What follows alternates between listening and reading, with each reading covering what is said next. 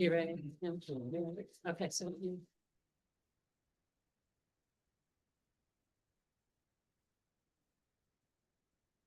Good evening. This is the Guilford Board of Education. It is Monday, November 10th. Welcome to our Board of Education meeting. I invite you to join us in the Pledge of Allegiance. I pledge allegiance to the flag of the United States of America and to the republic which stands one nation under God, indivisible, with liberty and justice for all. So this is a very exciting evening for us on the Board of Education. We have just had a municipal election and we are welcoming 4 of our members back and welcoming a new member to the board. We are so very lucky to have Bill Voss joining us tonight. Bill served on this body for 20 years, was the chair for 14, and as an attorney is coming back to administer the oath of office to the 5 members of the board that have recently been elected. So I'm going to invite Mr. Voss to come forward, and thank you so much for being here with us tonight. My pleasure, of course. I can think of no greater honor than to be able to administer the oath to the 4 returning members and the 1 new member. Congratulations to all of you. So I guess we can do this in alphabetical order. If Jennifer Baldwin will please come up.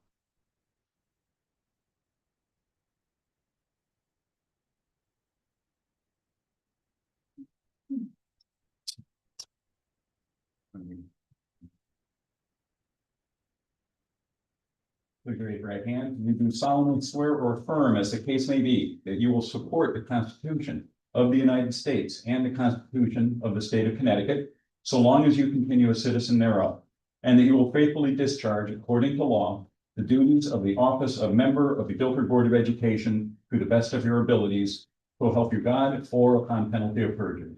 I do. Congratulations. Thank you.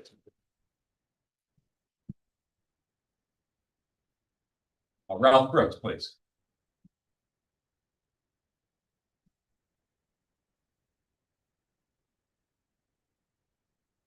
Please raise your right hand. You do solemnly swear or affirm, as the case may be, that you will support the Constitution of the United States and the Constitution of the State of Connecticut, so long as you continue a citizen thereof, and that you will faithfully discharge, according to law, the duties of office of member of the Guilford Board of Education to the best of your abilities, so help you God, or upon penalty of perjury. I do. Congratulations.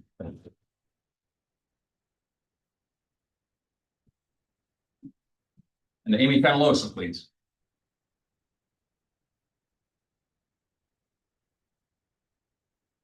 Good evening, and please raise your right hand. You do solemnly swear or affirm, as the case may be, that you will support the Constitution of the United States and the Constitution of the State of Connecticut, so long as you continue a citizen thereof, and that you will faithfully discharge, according to law, the duties of the office of member of the Guilford Board of Education to the best of your abilities, so help you God, or upon penalty of perjury. Congratulations. Thank you.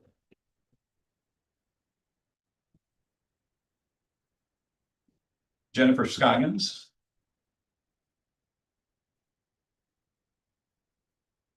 Our new member, congratulations. Please raise your right hand.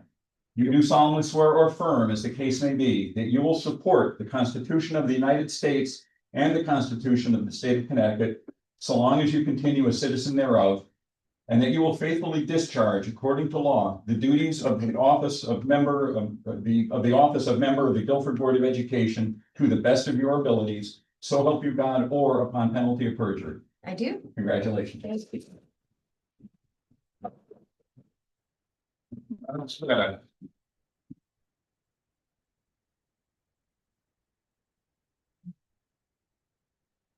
Mr. Skredic, please raise your right hand. You do solemnly swear or affirm, as the case may be, that you will support the Constitution of the United States and the Constitution of the State of Connecticut, so long as you continue a citizen thereof, and that you will faithfully discharge, according to law, the duties of the office of member of the Guilford Board of Education to the best of your abilities, so help you God, or upon penalty of perjury. I do. Congratulations.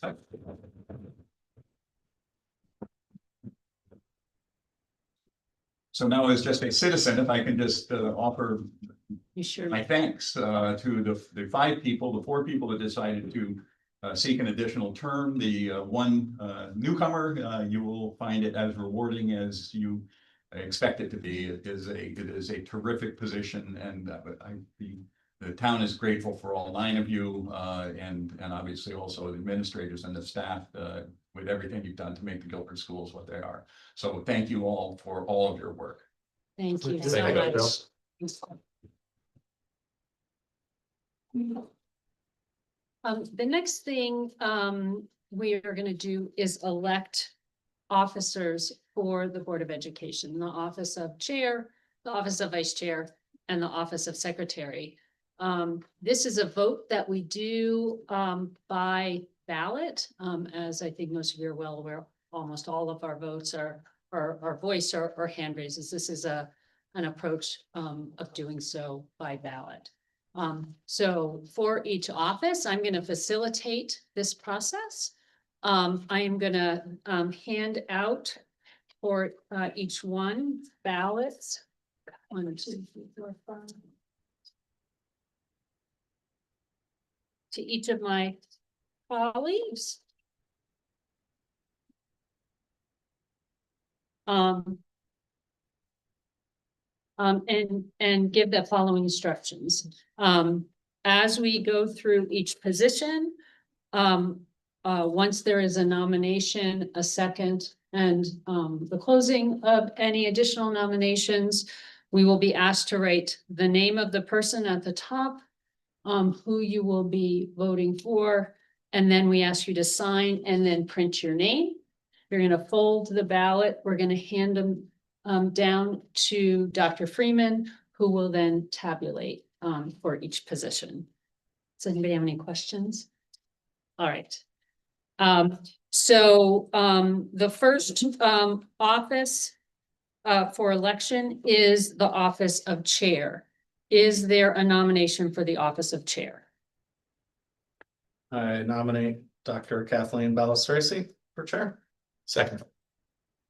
It is my distinct honor to nominate Dr. Kathleen Balistraci to chair of the Guilford Board of Education. Katie has served on the Board of Ed for 14 years, 6 of those years as its chair. So while this is not a new role for her, she is aptly fit and qualified. Dr. Balistraci is incredibly serious about her role as chair. She spends innumerable hours coordinating with the board and liaising with Dr. Freeman to ensure that not only our meetings, but our school system as a whole function almost seamlessly and with the utmost level of professionalism and collegiality. A task, I assure you, which is not easy. Some in the community might not know that Dr. Balistraci is a research scientist, a director and faculty at Yale University School of Medicine. However, she is also, and perhaps more importantly, a mom and wife. With all these pots in the fire, it's amazing to think about the level of dedication that Dr. Balistraci has for the board. Katie is incredibly focused and detail-oriented with both a depth and breadth of knowledge of all things related to the schools, the board, and our town. Katie always has the incising questions and illuminating comments that put not only Dr. Freeman, but the rest of the board on notice that we should all be doing our homework. No doubt that Katie makes significant personal sacrifices and is terrible with her time as she holds this position. Katie is very caring and invested in our schools, always keeping an open eye and a listening ear for the administrators, the board, our schools, and yes, the town as a whole. For all those reasons, again, it is my honor to nominate you as chair. I'm floored and moved and humbled. Thank you. So there's a nomination and a second. I will reiterate my second, yes. Are there any other nominations? All right, hearing none, please take your piece of paper and fill it out as instructed.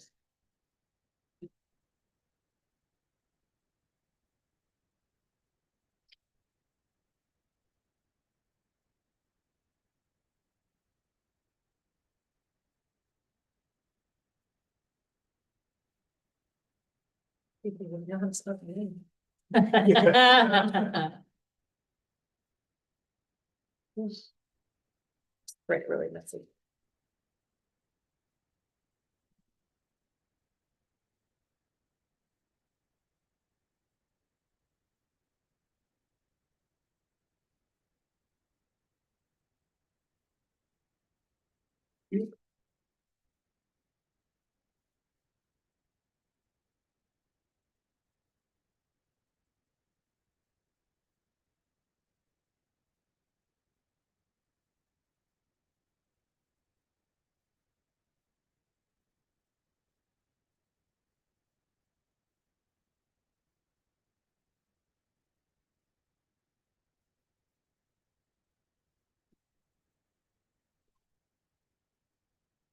Dr. Balistraci has been unanimously selected to be the chair of the Board of Education. And again, I want to add my thanks. Thank Everyone you. else's congratulations. Thank you. Thank you. I'm really humbled by what Arnold said, and the only thing I want to mention, it is truly my honor to serve on the Board of Ed. It has been my great privilege to represent the community, but also in this role represent Guilford Public Schools, and so feel really blessed with the colleagues I've worked with over the years and currently. So thank you. I am now going to facilitate the process of electing a vice chair. Is there a nomination for vice chair? I nominate Kristen Peck. Kristen and I were first elected to the board together 6 years ago to this day. Despite our differences in political affiliation, we have consistently worked collaboratively in service of Guilford's families and students. Over that time, I have seen firsthand her dedication, integrity, and steady judgment on difficult issues. I also firmly believe that a bipartisan executive committee best serves this board and our committee. And for that and many reasons, I am happy to nominate Kristen Peck. Second. And there is a second. Are there any other nominations for vice chair? All right, hearing none, I'm going to ask everyone to fill this out.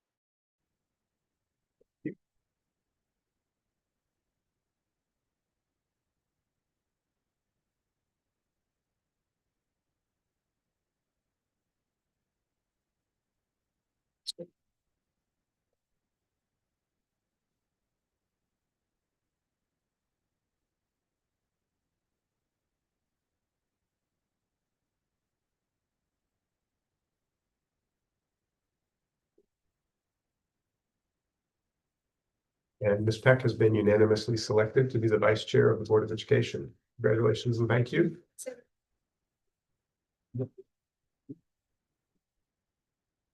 All right, and then last, we will be voting for someone to be the secretary for the Board of Education. And I have the opportunity to nominate Dick Hirsch for this position. Dick has been on the board for 6.5 years. He comes to the board with a broad range of expertise, deep expertise in a number of areas. The most significant being that he gained over a career in education, including as a college president.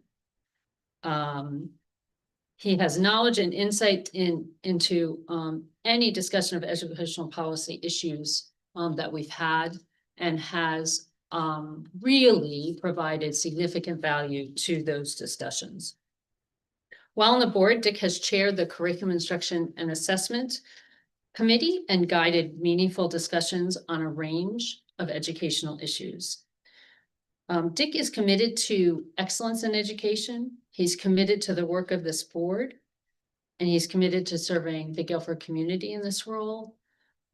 He's really so invested in education, and really drives some really important conversations for us, even about how we can engage our community in discussing educational issues, not just our Guilford Public Schools community, but our community at large. So I'd like to make a motion to elect Dick Hurst to the role of Secretary of the Board of Education. Second. In seconds. Are there any other nominations? All right, I ask that we all vote, please.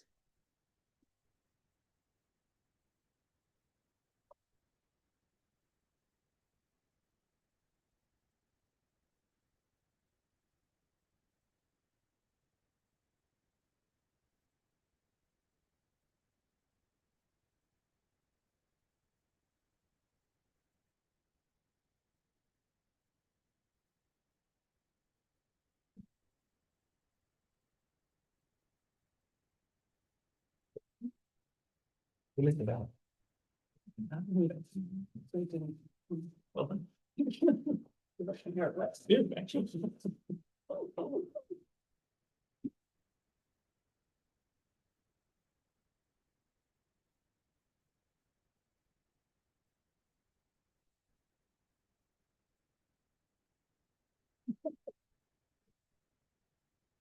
And Dr. Hirsch has been unanimously selected to be the Secretary of the Board of Education. Congratulations and thank you.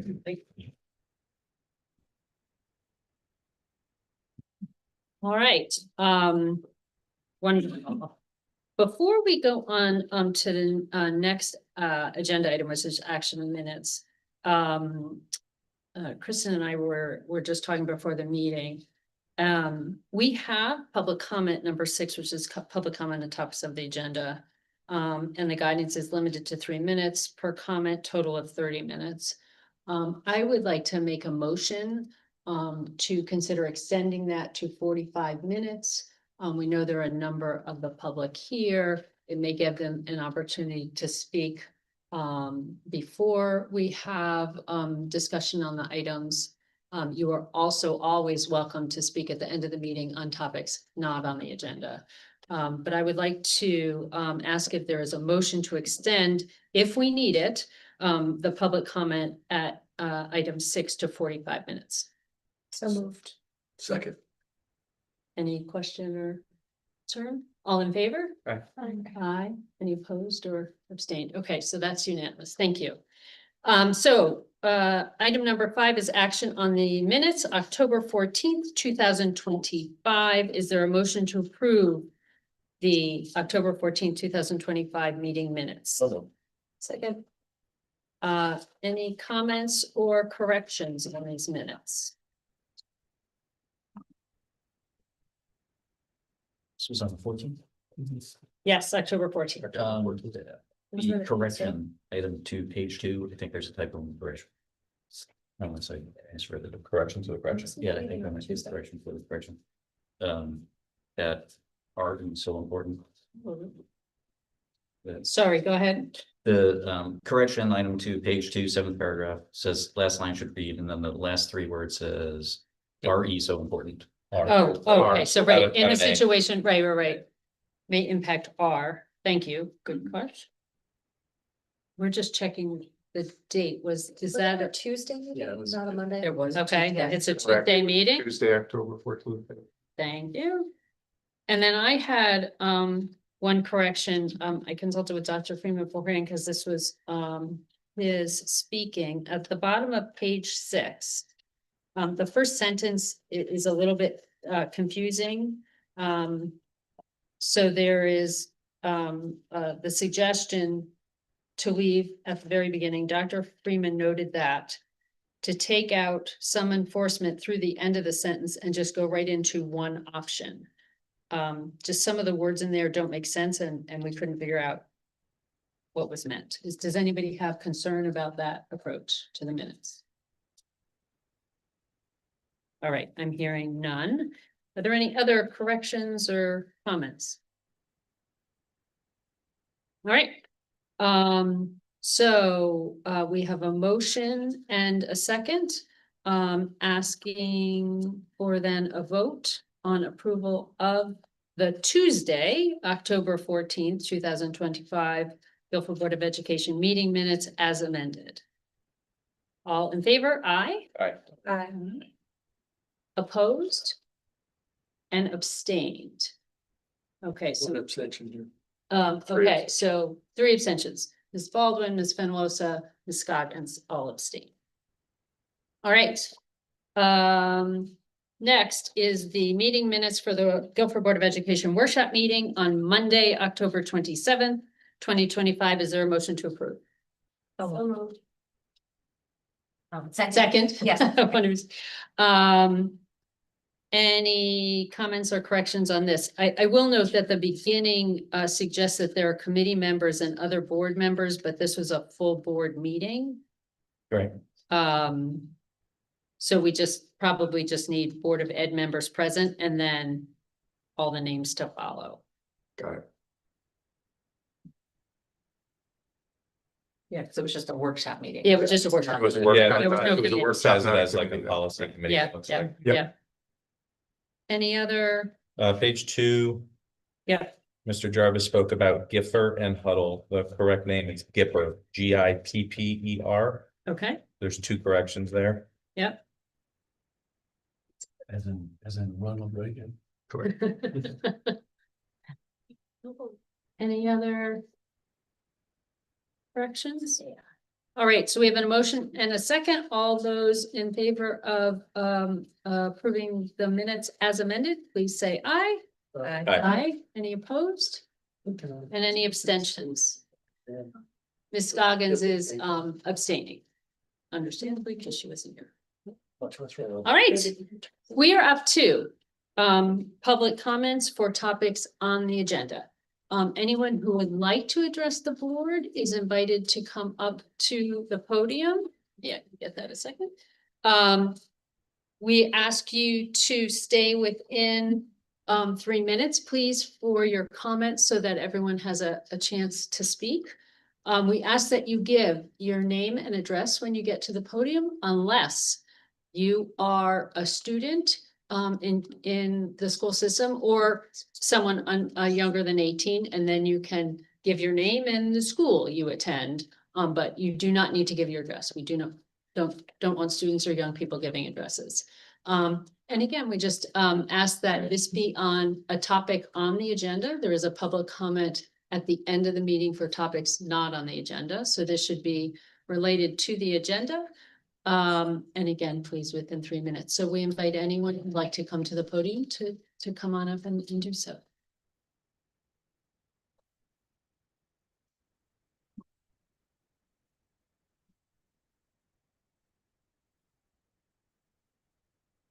Good evening, Shelby Farhadian, 15 Sunset Creek Road. Can you hear me? Yes. Okay. First, I want to thank the board again for the opportunity to speak about the proposed cell phone policy, which I believe is on the agenda for tonight. I want to thank you for your bravery in attacking and handling what's obviously a very controversial and difficult issue to find consensus on. I've learned a lot personally from watching how you guys have handled this, and so thank you for that. I've spoken here previously and have focused more on why I felt that Off and Away was really insufficient to deal with the distractions that come even from having a phone in a backpack out of sight. I was here last time and talked about some of the issues with allowing students to wear smartphone devices on their wrists. But tonight I want to focus on a totally different topic, something that I know is really dear to all of us, which is school safety. I want to share with the board tonight something really important that came out last week, which is a statement from the National Association of School Resource Officers. So this is an organization of school-based law enforcement officers, school administrators, and school security and safety professionals. I'm sure many of you are aware of the organization, the NASRO, and it was founded in 1991. This is really the preeminent organization of school safety officers. And they came out last week and said that access to phones during the school day reduces student safety in normal and especially in emergency situations.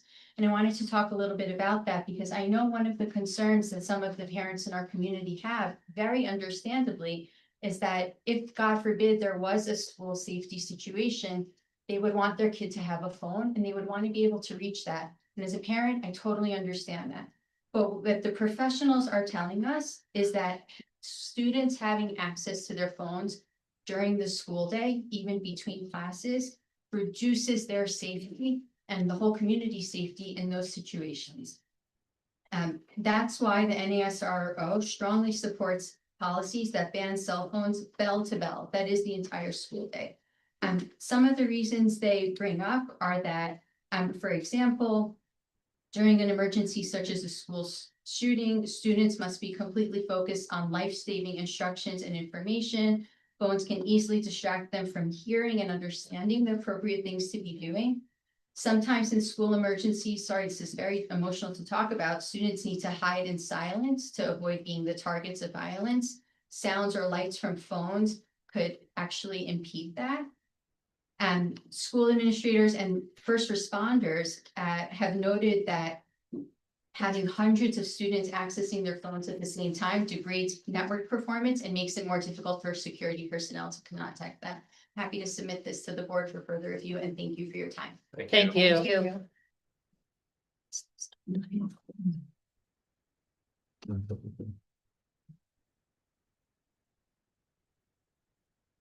Good evening, Brittany Salzberg, 170 Chestnut Grove. I am the mother of 3 children in Guilford Public Schools. I'm thrilled to see the BOE considering a bell-to-bell cell phone policy, and both myself and my husband support the policy as written. I really commend the board and the administration for paying attention to the research, which clearly shows immense benefits to removing cell phone use at school. This policy really makes me feel reassured as a parent that our community values not only the academic performance of our students, but also their social and emotional well-being. Thank you for your service, and I urge you to pass the policy as is. Thank you. Thank you. Thank you.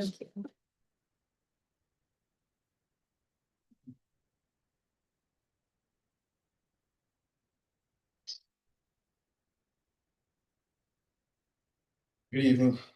My name is Ryan Francis. I live at 721 Little Meadow Road. I have 2 children in the school system. I am a firefighter in a shoreline town by trade here in Connecticut. I'm going to speak to specifically from that point of view.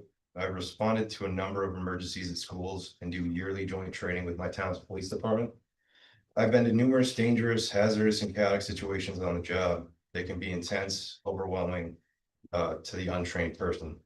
We often refer to these as organized chaos. Cell phones in schools during an emergency are serious hazard. When alarms sound, students instinctively grab their phones, call or text parents or loved ones. This floods the 911 system, delays critical information for dispatchers, and creates mass panic and rumors spread faster than facts as parents race to the scene, making an already dynamic scene more chaotic. We've seen kids frozen in hallways, filming instead of evacuating, or running back into smoke-filled buildings to retrieve a phone. In an active shooter or fire scenario, ringing or vibrating phones can drown out our commands over the PA. One device per student turns an orderly evacuation into chaos, costing vital minutes when every second determines who gets out. For safety, phones should stay locked away until the all clear is called. I have personally seen our town's first responders respond to what they were told was a burglar alarm at a school. It was rapid, professional, and commanding as it should be. In my opinion, the negatives of having cell phones in schools far surpasses the positives. Thank you for this consideration. Thank you. Thank you.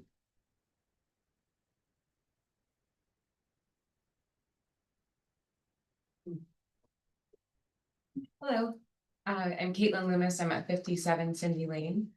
I just wanted to thank you all for your careful consideration of this critically important issue. I know that this issue in particular carries with it a lot of emotion from everyone involved.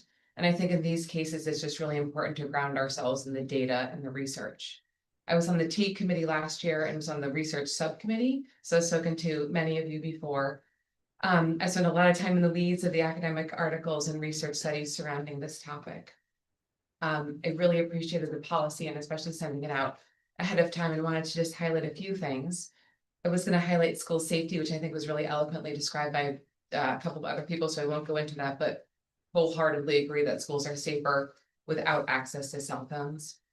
There's abundant research that cell phones and smartwatches are detrimental to our children's learning, attention, memory, and academic success.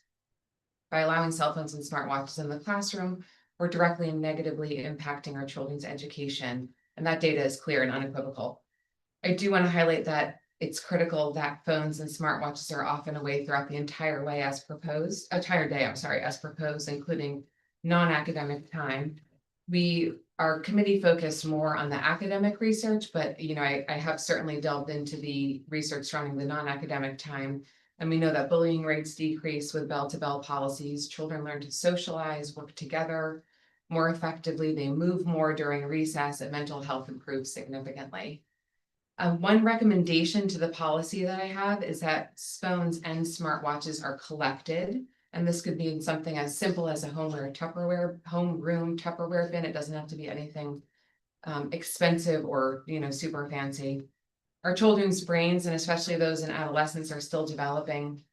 Executive function and impulse control are some of the last things to develop, and that continues well into our 20s.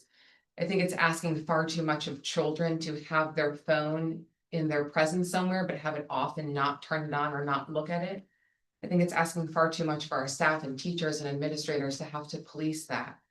My recommendation would be that phones should be collected with a zero tolerance policy for anyone who does not abide, which would minimize, I think, the burden on everyone involved. And one other comment I had was, and this is a little bit into the weeds again, but there was a note that smart watches should be unpaired from phones. My oldest is at Baldwin, and a lot of students, I don't know the percentages, have watches without phones, which is something that we can do now, and so you can't unpair it. So I think that's why I mentioned collecting cell phones and smartwatches, because these things can't be simply turned off or unpaired like the phone that does have a watch associated with it. But again, thank you for your thoughtful consideration. I'm really excited for this policy and all of your consideration. Thank you. Thank you. Thank you.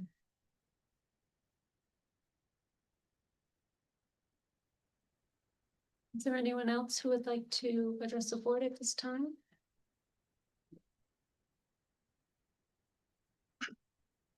Joe Petrowski, Valley Shore Drive. I got a little different opinion about what these people have said. Shortly after 9/11, Homeland Security sent out an invitation to several people involved in agriculture. The reason why they sent them out to the people involved in agriculture is we're the only ones that are working in the community and live here. 9/11 occurred, and within 2 minutes of that second plane hitting the building, I was up to Lakes. I had a son of Lakes. Lakes knew what was going on before central office. I don't know why I went up there, but within 10 minutes, the entire media center was full of parents. The reason why they wanted people out in the community is to act as unofficial first responders. If we're in a situation that we have to get first responders, we have to have real-time communication. So these people know what they're going to get into. Sometimes it may not be a fireman that has to come in. It may be a police officer first. If it's a chemical situation, these people have to know something about the chemicals, so they know what they're going to walk into. So with that being said, I don't know how this could work out. I don't want the kids to go crazy with the cell phones in the classroom. But you have to have a real-time communication with the incoming responders. Okay, and it's very important. We got to protect them also, like I say, so they know what they're walking into. All right, and that's just a comment. My kids are out of the system, but that's just something that, after hearing these people speak, I didn't come here to speak on that, but that's just my 2 cents. Thank you very much. Thank you. Thank you.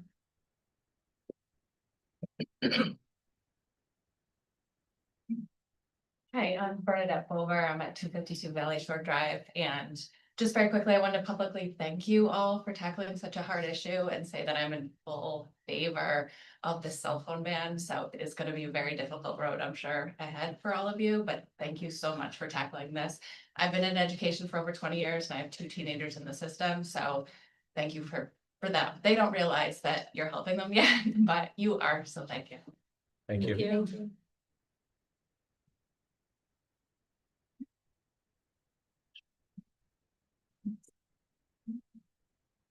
Hello, Diana Kolianchik, 26 Overlook Lane.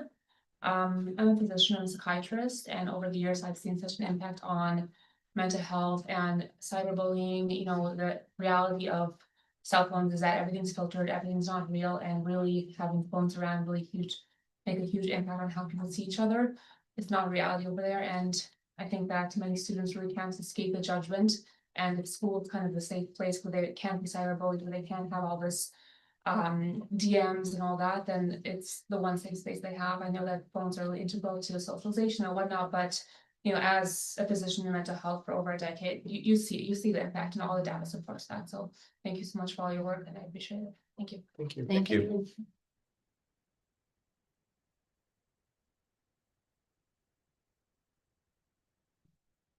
Would anybody else like to address the board on a topic on the agenda?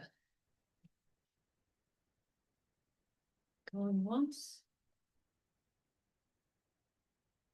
All right, well, certainly thank you to those of you who participated. Public comment, public input is so crucial to helping us as we make challenging decisions on behalf of the students and the school. Yes. Can we ask our students to make comments on this? If they would like to, sure. Are there things, would you like to participate in public comment at this time? No pressure. Or you can wait until the student, which I think is Student report. if you want to take a few minutes and pause. Or as I kind of said to all 3 of them, if they had thoughts and they wanted to email us separately, they could They always. could do that as well. That is another, so you're welcome to, excuse me, I apologize. We met earlier this year and I reminded all of our student reps that they are in fact non-voting members of this board and reminded them that they're always welcome to comment on any topic. You are welcome to do that tonight, and you're also welcome to have your comments shared with the board through email. You could reach out to all the board members or through Ms. Chaff or through me as well. So I want you to know there's lots of ways for you to be able to have that opinion shared here tonight, or if not tonight, soon. Or really any student. Yeah. Any student is welcome to send their opinions to all the board members. But as non-voting members of the board, you are always welcome to speak at this table, just as everybody on this side of the table is a non-voting member of the board as well. There's definitely been, there's been a lot of talk about the cell phone policy. It's definitely been on everyone's minds.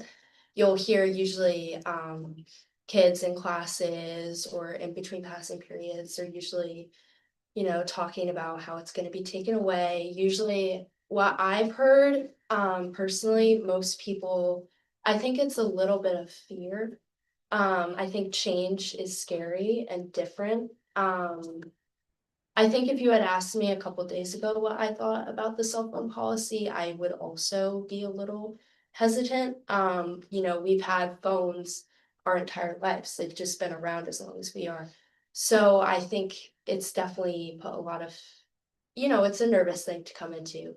I think what students, I've talked to a lot of kids and a lot of them do agree that they should be taken away during class time. That seems to be a little bit more on the majority, that we do realize that they are a distraction in class. They aren't really beneficial and a respect thing too for the teachers with like kids on their phones while they're talking. That's something to consider as well. I think for the most part, the consensus seems to be that in between passing periods and taken away at lunch during study hall is what's more causing a lot of fear.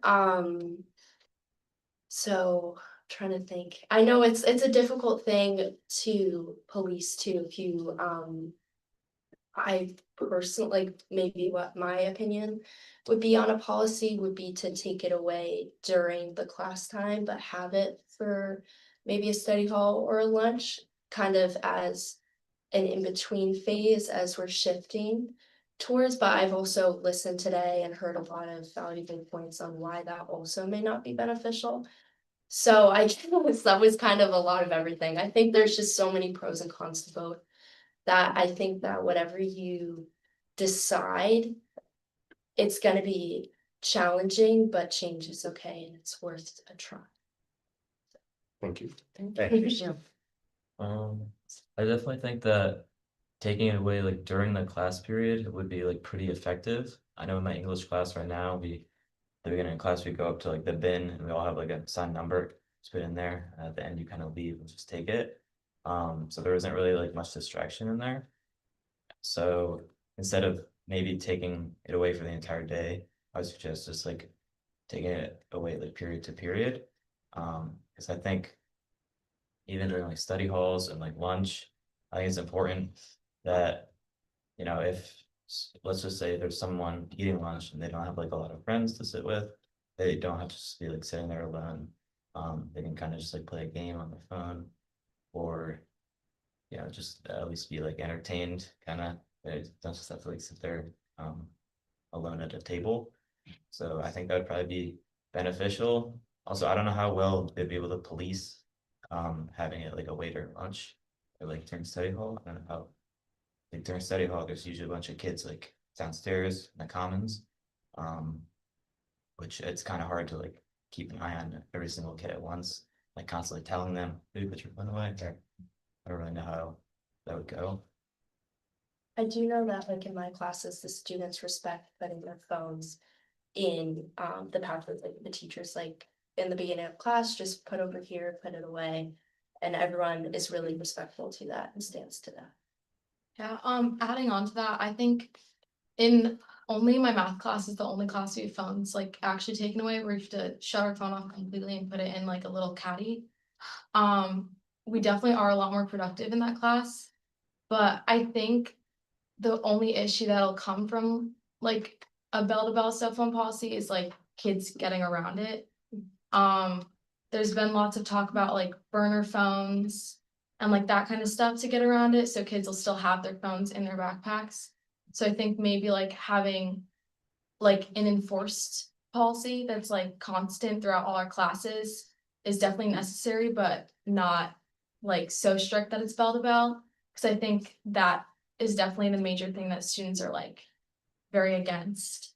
I haven't heard any like negativity towards like just the classes and not like for study hall, which like Zach said, most of the study hall for like sophomore through senior is in the commons. So students that are in the commons, there's only like 2 or 3 teachers that are sitting at one table like in the middle. So if students have their phones in their backpacks, it's pretty easy to just sneak it around. There's also like the corners in the cafeteria and stuff. So I think that'll definitely like be harder to enforce, but I think that it should definitely be put in place. Thank you. It's a quick question about study hall. So if it's in the commons and kids are currently now like just allowed to use their phones, is it disruptive to other students? Like, are they listening to it loudly? Like, can you hear what's happening? Or is a kid just either doing work or on their phone and working relatively independently?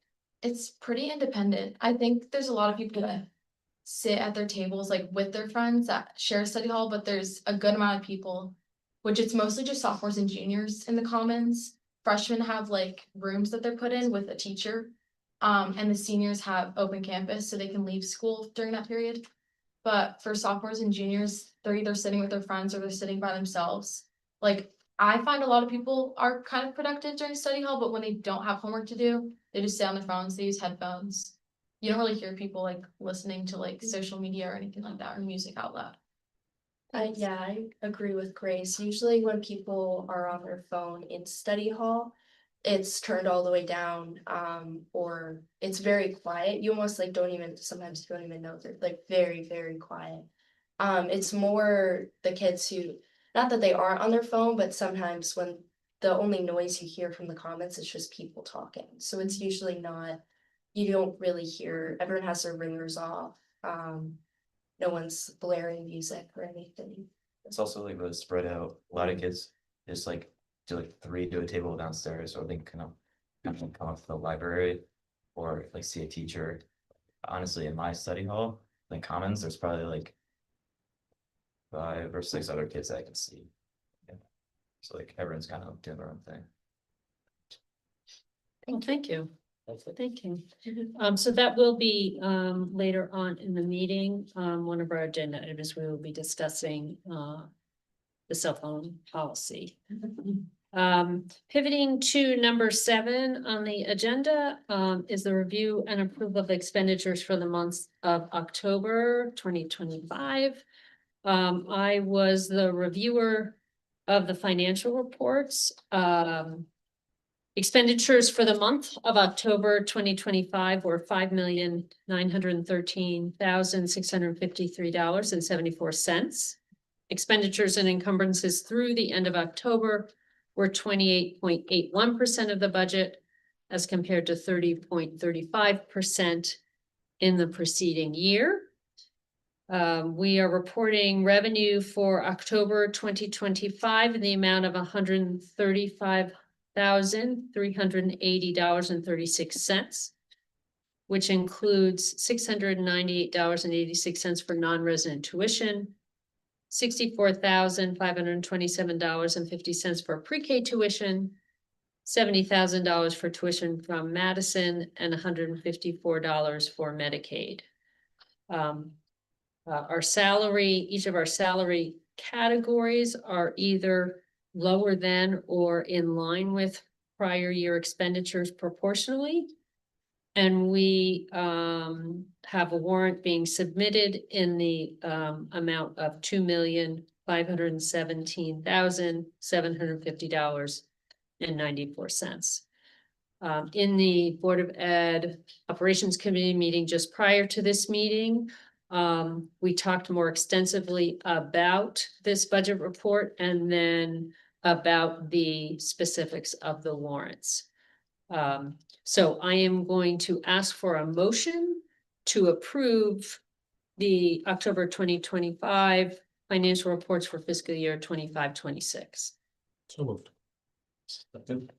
Any additional comments or questions? All right, all those in favor? Aye. Opposed or abstentions? All right, we've got everyone. Thank you. Number 8 is to report out on communications. Perhaps not surprisingly, the board has received quite a few communications around the cell phone policy. And they range from folks very in support of the bell-to-bell policy that is being considered at the moment. There were people who are against that policy, and there are people who are falling in the middle, I think is the best way to put it. Are there other things anyone just wants to mention about those communications or other communications that have been received? Yeah, go ahead. So I did hear personally from some friends in the community, parents, who essentially took the position that I think our student representatives here are taking, where they encouraged the board to take a more metered approach, where the students could keep the phones at breaks, study hall, etc. They were parents of, I'd say, upperclassmen who were 1 foot out the door, if you will. But I also had the opportunity to speak with one of an education administrator from one of our neighboring towns. And they said that the bell-to-bell ban was life-altering for the climate of the school. And literally, that's what they said. And if anything, they encouraged us to go further to include personal devices, Personal computers or Right. other, okay. So, obviously there's going to be different takes on this, but I'm, you know, it was interesting to hear that from an administrator. Mhm. And he said that the student's biggest problem from his perspective was music. Students want to hear their music. Mhm. So, Interesting. Other communications or, I do, not related to cell phones. okay, go ahead. So Dr. Freeman and I received a letter from 27 Cox families. I am the Board of Ed representative for AW Cox. And these 27 families are parents of the Cox first grade. That is a class that has 21 and a class that has 22 kids at Cox this year. And this letter, is specifically asking for an additional teacher to be added for second grade next year, so that they would have 3 classes for second grade, and perhaps for this year, we add a para or come up with another idea for how we might be able to add an extra adult to those 2 classrooms. The letter was really mindful of budgets, acknowledging that they understand there's a cost associated with this.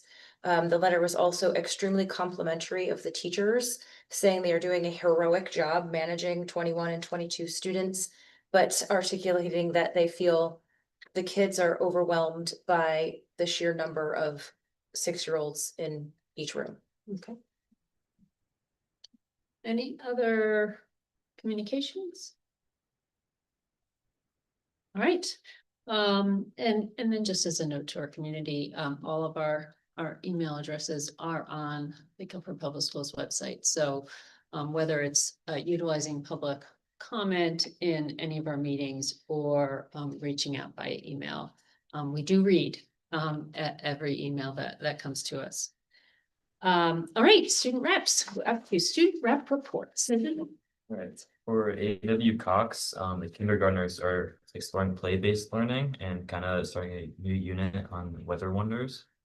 First graders are working on tools and work, creating their own magnificent thing. Shouldn't really give that much more in it, but I assume it's something. But they were magnificent, regardless. Okay. Second graders completed their schools and communities unit with a trip to Eli Whitney Museum. And they're now studying paleontology. And they're welcoming Cox veterans for a ceremony tomorrow. So it'll be Veterans Day. They can kind of share their experiences. And then for Baldwin, November and December, they're kind of trying to focus on gratitude, kind of centered around Thanksgiving. The holiday food drive will be launched to support local families. And in preparation for Veterans Day, they're doing a wall of honor with personalized dog tags for the veterans that come. For Guilford Lakes, the 3rd graders traveled to Mystic to participate in the Stolen Sailors program, where they learned about life in the colonial time period. They also participated in a virtual author visit by Scholastic Story Voice. The program, Jeff Keeney Live, celebrated the epic release of the 20th Diary of a Wimpy Kid book with international bestselling author Jeff Keeney. He read an excerpt of the new book, answered questions, and did a how to draw. They also participated with Pete Oswald, where they read and drew along with Pete Oswald, the illustrator of the Food Group series. Guilford Lakes is also excited to share that through the collaboration of the PTO, dedicated parent volunteers, and the support of Superintendent Freeman and Principal Ryan, Guilford Lakes Elementary will be participating in the 2025 to 2026 Odyssey of the Mind program. This international creative problem-solving initiative will give our students a fun and challenging way to build confidence, teamwork, creativity, and critical thinking skills, helping them grow as initiative learners and leaders. A heartfelt thank you to everyone who helped bring this exciting new enrichment opportunity to Lakes. And then for Guilford High School, the school fall play of Midsummer Night's Dream is coming together beautifully. The cast and crew are still hard at work rehearsing and putting on the finishing touches, but the show is almost ready to take the stage. Girls field hockey and girls volleyball have reached the semifinals of states. Best of luck to those competing this week. And then quarter 1 of the school year has wrapped up, and students are definitely starting to look forward to Thanksgiving and fall break with our annual GHS Fall Pep Rally right around the corner. And then, as you can see in the room today, We had a Veterans Day celebration where veterans from the community came in to speak and share their stories and their experiences. So from Guilford High School, thank you to all veterans for your service in our community and our community at large. At Calvin Lee, the fourth graders visited the Florence Griswold Museum, where they learned about American Impressionism, and they got to learn how to paint. They did a paint class. The Scholastic Book Fair is also happening next week through the 17th through the 21st. And the school is going to be walking to the green tomorrow for the Veterans Day celebration and participating in it. They also were encouraged to write letters to the veterans to share with them tomorrow. At Melissa Jones, they're going to also honor and celebrate the U.S. veterans at an assembly where veterans of Melissa Jones students will join them as each grade sings, recites poetry, and shares what it means to be a hero. The entire school will also be wearing a name tag, sharing a veteran connected to their families. This month, the PTO is also hosting a food drive to support the Guilford Food Pantry, and it'll run until November 21st in hopes to raise money and food for Thanksgiving and towards Christmas. Wonderful. Thank you very much. Thank you. Thank you. Great stuff going on in the schools. You hear me say this every minute. You are welcome to stay for the rest of the meeting, but we also understand how busy you are. And so you're also welcome to exit the meeting at this point. And we once again thank you for your input. Thank you so much. Thank you. Thank you very much. All right, Dr. Freeman, we're up to number 10, Superintendent's Report. Yes, I have a very brief report tonight. I simply want to remind the board and the community. I want to start by thanking the community for the participation in the budget process this year. I think in the early stage of the budget build, we have had probably more and more consistent community involvement in this year's budget than we have before. At this point, we begin next week with meetings within the administrative team. We'll be meeting with the principal of every building, with the director of every department. We will absolutely be taking the feedback that we have heard. We will be looking at class sizes. We will be looking at staffing levels. We will be looking at the comments that we received, as well as the needs that the principals identify at the building level, in building that first initial administrative draft of the budget, which will then be presented in this room to you, the board, at your January meeting. In the interim, in addition to working internally with the leadership team, we do have a December meeting scheduled with the Board of Finance. I do want to note that that meeting is a very broad meeting, and there will not be specific details about our budget build shared, but we will be talking about the commentary we've heard from the community, the needs of the community as we see them, and the fiscal positioning of the community as we finalize that budget build. So more to come on the budget, and I hope that the community stays as engaged and involved as they have been to date. I was going to make a note about Veterans Day, but I think that the students took the lead on that. I just want to note that I think that being in school on Veterans Day is one of the significant changes that we have made to our school calendar, so that our students are able to talk about the importance of service, about the importance of veterans in our community and to our nation, and to participate in activities and spend time with Veterans Day on Veterans Day. So there have been lead-up activities. There will be more activities across the district tomorrow, and we really appreciate the principals and teachers who create those opportunities for our students to learn on Veterans Day, not simply to have a day off from school on Veterans Day. And finally, I just want to respond to a question that was asked last month. When I met last month, I presented the official October 1 enrollment numbers to all of you. I did not have the numbers for choice students available at that time, but I do have them tonight. So I do want to note that in our second year participating in the Open Choice program, we have 6 students who are enrolled this year. One of those is a student returning from enrollment last year, and 5 of those are new students who have enrolled this year. Of those 6 students, there are 2 at Baldwin Middle School and 4 who are spread across our 4 elementary schools. This year, as we offer seats, remember, we looked at ramping this up. So this year, when we offer seats to the students in New Haven, we will be offering seats in first grade, in fifth grade, and for the first time in ninth grade. We'll be offering entry at the freshman level next year. So we expect to see those numbers continue to grow as students stay with us, come back for second and third years, and have more opportunities to enroll at the beginning of elementary, the beginning of middle, and now the beginning of high school. I want to make sure that I remind the board and note for the community that the seats are offered on space available. The opportunities that we offer for students to join us and become Guilford students do not have a cost to the Guilford students. We offer it in grade levels and in class sections where we have room for those students to enroll. We do not offer it in classes that are already recognized as at the top of board recommendations for class size, and we will not offer more seats at the freshman year that we can house comfortably. Doesn't add cost to our Guilford budget to offer these opportunities to the students who join us, and then those students serve only to enrich our community and our classes when they add through joining us. That's it. That's the entirety of my report tonight. Thanks. I was also interested in hearing about the choice, so that's great. Yeah, I apologize for not having that for you last Oh, month, good. but I No, didn't great. want to respond in email. I wanted to respond No, I publicly think with it's those great. numbers. So Dr. Freeman, those are first graders? They are first and second graders.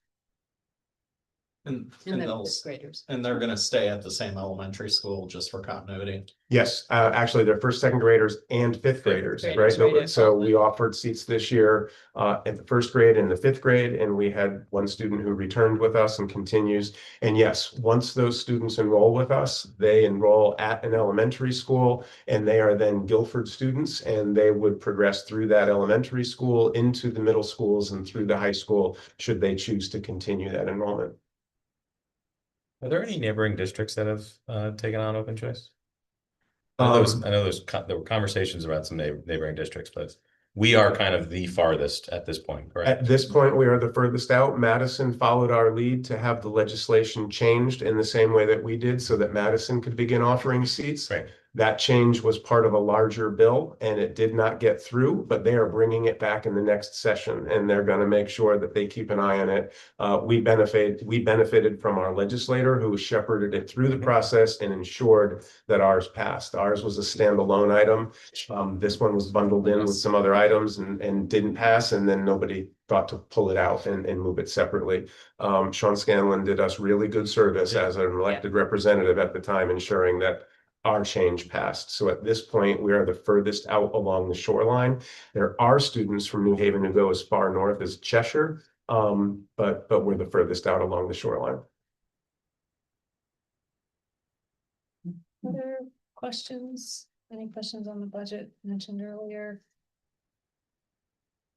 All right, we all, I think, John, you walked through at our meeting a couple weeks ago, various dates that are coming up around meetings that we'll have with the Board of Finance, starting to talk budget, somehow the beginning of January will be here sooner than More we realize. we can imagine. And you'll hear us repeating this, I think probably quite a bit, but a reminder that the last week of January, that Monday and Tuesday, we will be holding public. I think it's the last week, I should be careful. Yeah, thank you, John's going for the dates. Public forum, public input on the budget. And at that point, we'll have a budget with numbers for people to react to. We will make sure to get those numbers out as well. All right, we are up to the board agenda. 11.1 is to act on personnel items. We are being asked to ratify the appointment of the following teachers: Jacqueline Collins, Adams Middle School Special Education teacher; Beth Milton for the district, an ELL teacher; and Maureen O'Day, Adams Middle School, a science teacher. Is there a motion to ratify the appointment of these three teachers? So moved. Second. All in favor? Aye. Aye. That's everybody. Wonderful. We are receiving for consideration, a receive item tonight, the 2026-27 school calendar drafts. We have two drafts in front of us. Draft number 1 has a school start date of September 3rd. Which is actually prior to Labor Day next year, which is late. Labor Day is September 7th. So draft number 1 calendar starts the Thursday before Labor Day and has an end date of June 7th, which just seems so. We got so used to going after Labor Day. And we Yeah. don't have snow days anymore. We might. We might. And then draft number 2 has a first day of school on September 8th, which is the day after Labor Day for the 26-27 year, and then has a school end date of June 10th. Otherwise, at least per my perusal, the calendars are exactly the same. Maintains the same holidays that we have been recognizing over the last several years.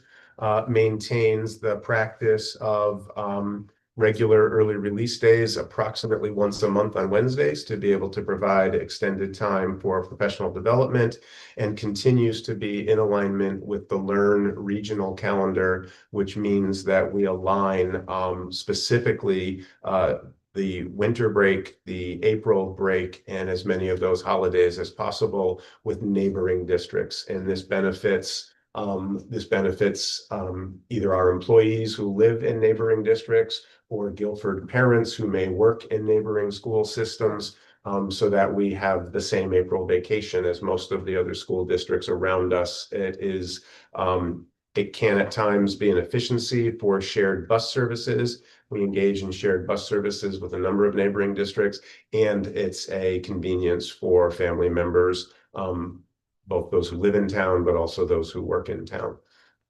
I will note, though most of our audience is no doubt well aware, school this year started before Labor Day for the first time in probably 10 years since the is it that long? since the high Since school construction.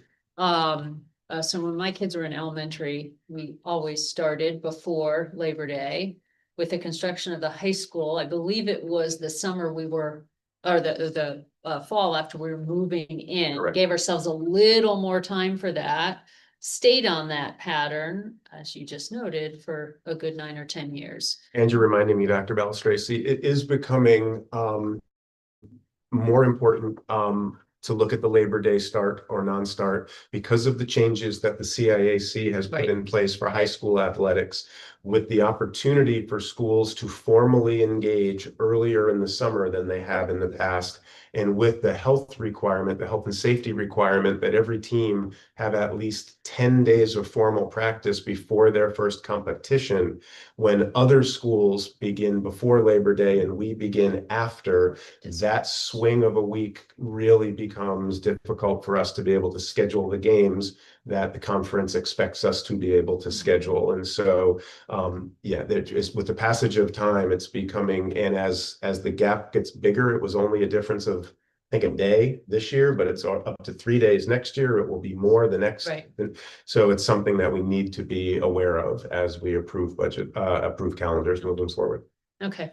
And then experientially, I will just say, we look at calendars every year and we hear from parents who like to start before Labor Day. We hear from parents who like to start after Labor Day, and we do our best to think through the kinds of things that Dr. Freeman just spoke about, the impacts that we wouldn't necessarily think about, like the large number of students involved in sports who really get impacted by when we start. And important to reiterate, this is a receive only item 100%. this meeting, so that at your next meeting, anybody who would like to comment will have the opportunity to do so before you take action later in the December meeting. Do any of my colleagues have questions before we move on to the next item? Yes. Yes. Go for Dr. it. Freeman, can you talk about February break? I am wondering, I don't remember why we ever went from a week down to 2 days. Not that I want to go back to a week, but if we're looking at possibly a June 7th last day of school, would there ever be any consideration to adding to the February break? And the reason I'm thinking about that is because I know for so many students, particularly at the high school who play spring sports, there's no such thing as April break. I think that a lot of kids who are involved in the theater and involved in sports can't really travel. They wind up having a lot of games over April break. So that becomes a week of work where they just are not in school, but they're here. Would there ever be consideration to adding a day or two, like either Friday the 12th or Wednesday the 17th to February? We absolutely could do that. So the entire week off in February has fallen out of vogue for some time now. There are a few school districts, very few, who still maintain a full week off in February. The initial driver was that there are very few months that don't have a real disruption, and to be able to have February that is only broken up by a long weekend, not by a full week out, followed by March, which also is only broken up by a long weekend. It really gives in the center of the school year an academic time where we are focusing, and it's not inconsequential that that time falls just before the standardized assessment window drops into place. School districts were beginning to see additional holidays added to the calendar. That full week in February, we went through a number of years with really severe winters, and there were a number of school districts, including Guilford, who were sort of really pressured to get 180 days in before July 1, which you're required to do by statute. But when you look at a calendar that has an end date of June 7th or June 10th, the community could absolutely consider turning a 4-day weekend into a 5-day weekend. As an instructional team, we didn't want to bring that suggestion forward to you, but in response to the question, of course, we could do anything that the community wants us to do with the calendar. Yeah, I'll stop there. Okay. I have a quick question. I think I remember that Diwali is now a holiday and a state holiday in Connecticut. I think it was done and made a state holiday in August this year. I was just wondering if there had been any consideration of including that in the schedule or how that gets rolled in, or just not. It's not something that we have looked at specifically. The holidays that we have been carrying in the calendar have been relatively set, probably for more than a decade now, that we haven't talked about entertaining or changing. Probably more than a decade ago, there was discussion about how to manage the two Jewish holidays that are both recognized in September. And beyond that, I think the only significant conversation around holidays was how we would label and name Columbus Day and Indigenous Peoples Day. But there was never a suggestion that it be removed from the calendar. We haven't looked at adding additional dates. There are some school districts in the state that recognize Eid. South Windsor, I know, recognizes Diwali. It may be the only district in the state that I'm aware of that has added Diwali to the calendar. We have not had requests from the community, and we haven't entertained significant conversation around adding either of those dates to our calendar. Thank you. All right. Go ahead. I'm looking at this calendar trying to make sense of why we're getting out so early, and I did find an error. Is there an error in the calendar? There goes my February. It's December. December notes that there's 22 school days. However, I count 17. Thank you. So I'm glad that this is. Seemed awfully Yeah, early. I'm glad this is. I had to go through and count everything because it didn't sound right to me at all. So. Not. All right, so thank you. What we will do is we will come back at your December meeting with a checked and corrected calendar as necessary. But the structure, the logic of the calendar will continue to be everything that we've laid out. It's will going to push us out more extra day towards in the February. 11th as opposed to the 7th. Right. Yes, Yeah. yeah, so. Sorry. No, This this is why they come as received only, so thank you very much. I apologize that we brought it to you with an error, but I'm really glad that we brought it and didn't take action in tonight's meeting. You will have a corrected version before the end of this week, and we can publish a corrected version of the minute, but we won't publish the inaccurate version of the minutes. Thank you. Yep. Excellent. All right. The next two items are just follow on. Right, so 11.3 is also a receive item. This is the 2026 Board of Ed meeting calendar draft. And identifies all regular budget meetings and workshop meetings as planned for 2026. As we know, regular meetings happening the second Monday of the month, typically. Workshop meetings happening the fourth Monday, but when there is a holiday on that Monday, they shift to Tuesdays. And then here's our answer, the budget meetings, 26, 27. January 26th and January 27th, Monday and Tuesday, this year. So that's a receive item. 11.4 is a receive item for the 2026 Board of Ed Operations, Curriculum Instruction Assessment and Policy Committee meeting schedules. So these are also for consideration, and we will vote on these next month, but I'll certainly pause if anyone has questions about any of these. And I'm just gonna double check all the dates in those as well, just to be sure. We will ensure that you have accurate dates in front of you at your next meeting. Thank you. And we have started doing this, but I just for the public who comes to some of our meetings, after several years during COVID and immediately afterwards, where we ended up pretty much doing all of our meetings in Guilford High School.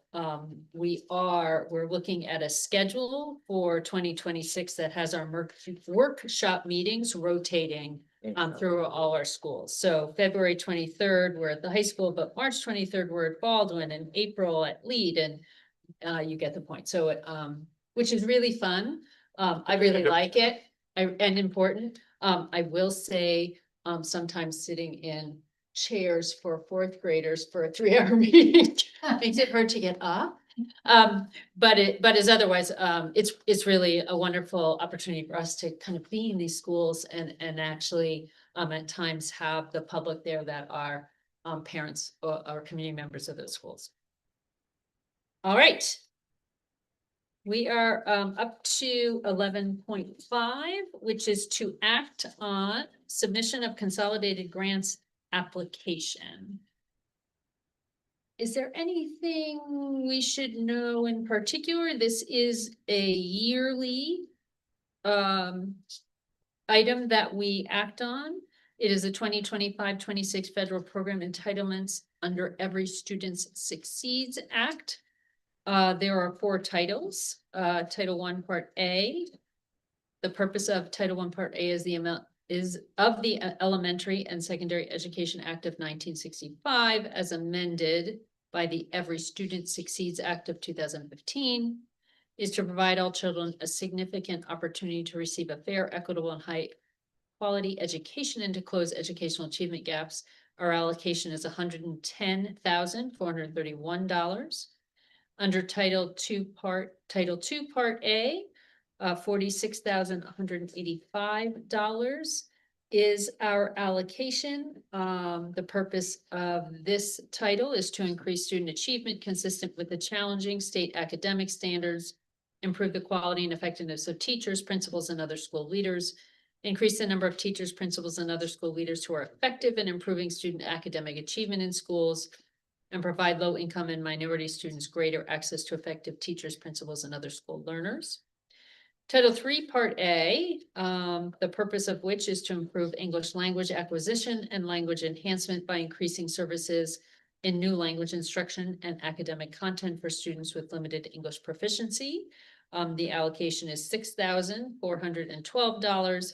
And lastly, Title IV, Part A, to improve student support and academic enrichment to ensure schools prepare students to graduate from high school ready for college and career success, an allocation of $10,000. So the total application is $131,343 through our Guilford Public Schools application and $6,334 through our Learn Consortium for a total of $137,677. So this is our application for federal program entitlements. is there anything important to add to this? Yeah, I'm gonna jump in. I'm gonna tell you that those, Submitted. Oh, that these are not the right numbers is what you're into. so if I could ask.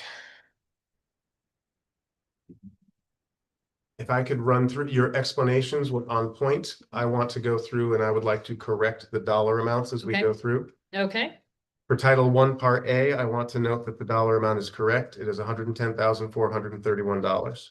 okay, For Title II, Part A, also correct. I think it's just the tabulation at bottom of your page. okay, For Title III, the dollar amount is correct, $6,714. right, Title IV, Part A, $10,000 for a total application of $166,616 through Guilford Public Schools application and $6,714 through the Learn Consortium, for a total application this year of $173,330. And as you started to note, Dr. Balistraci, this is an annual exercise that the board is required to do. These are block grants that come from the federal level through the state to us. We are simply required to report out how we will apportion those dollars into each of the items that you noted. And so the document that you have in front of you notes those apportionments. We simply, I apologize, the total is correct on the digital version. It is incorrect on the hard copy. And so I wanted to correct that number. no, thank you. Again, we're simply asking for the board for your approval of the apportionment. These are block grants. They're based on enrollment and the fiscal situation of the various towns. Any questions about these at all from anybody? All right, so we're being asked to act on the submission of the consolidated grants application. Is there a motion to approve that submission? So moved. Second. All in favor? Aye. Aye. Opposed or Thank you. abstained? All right, that's everyone. Thank you.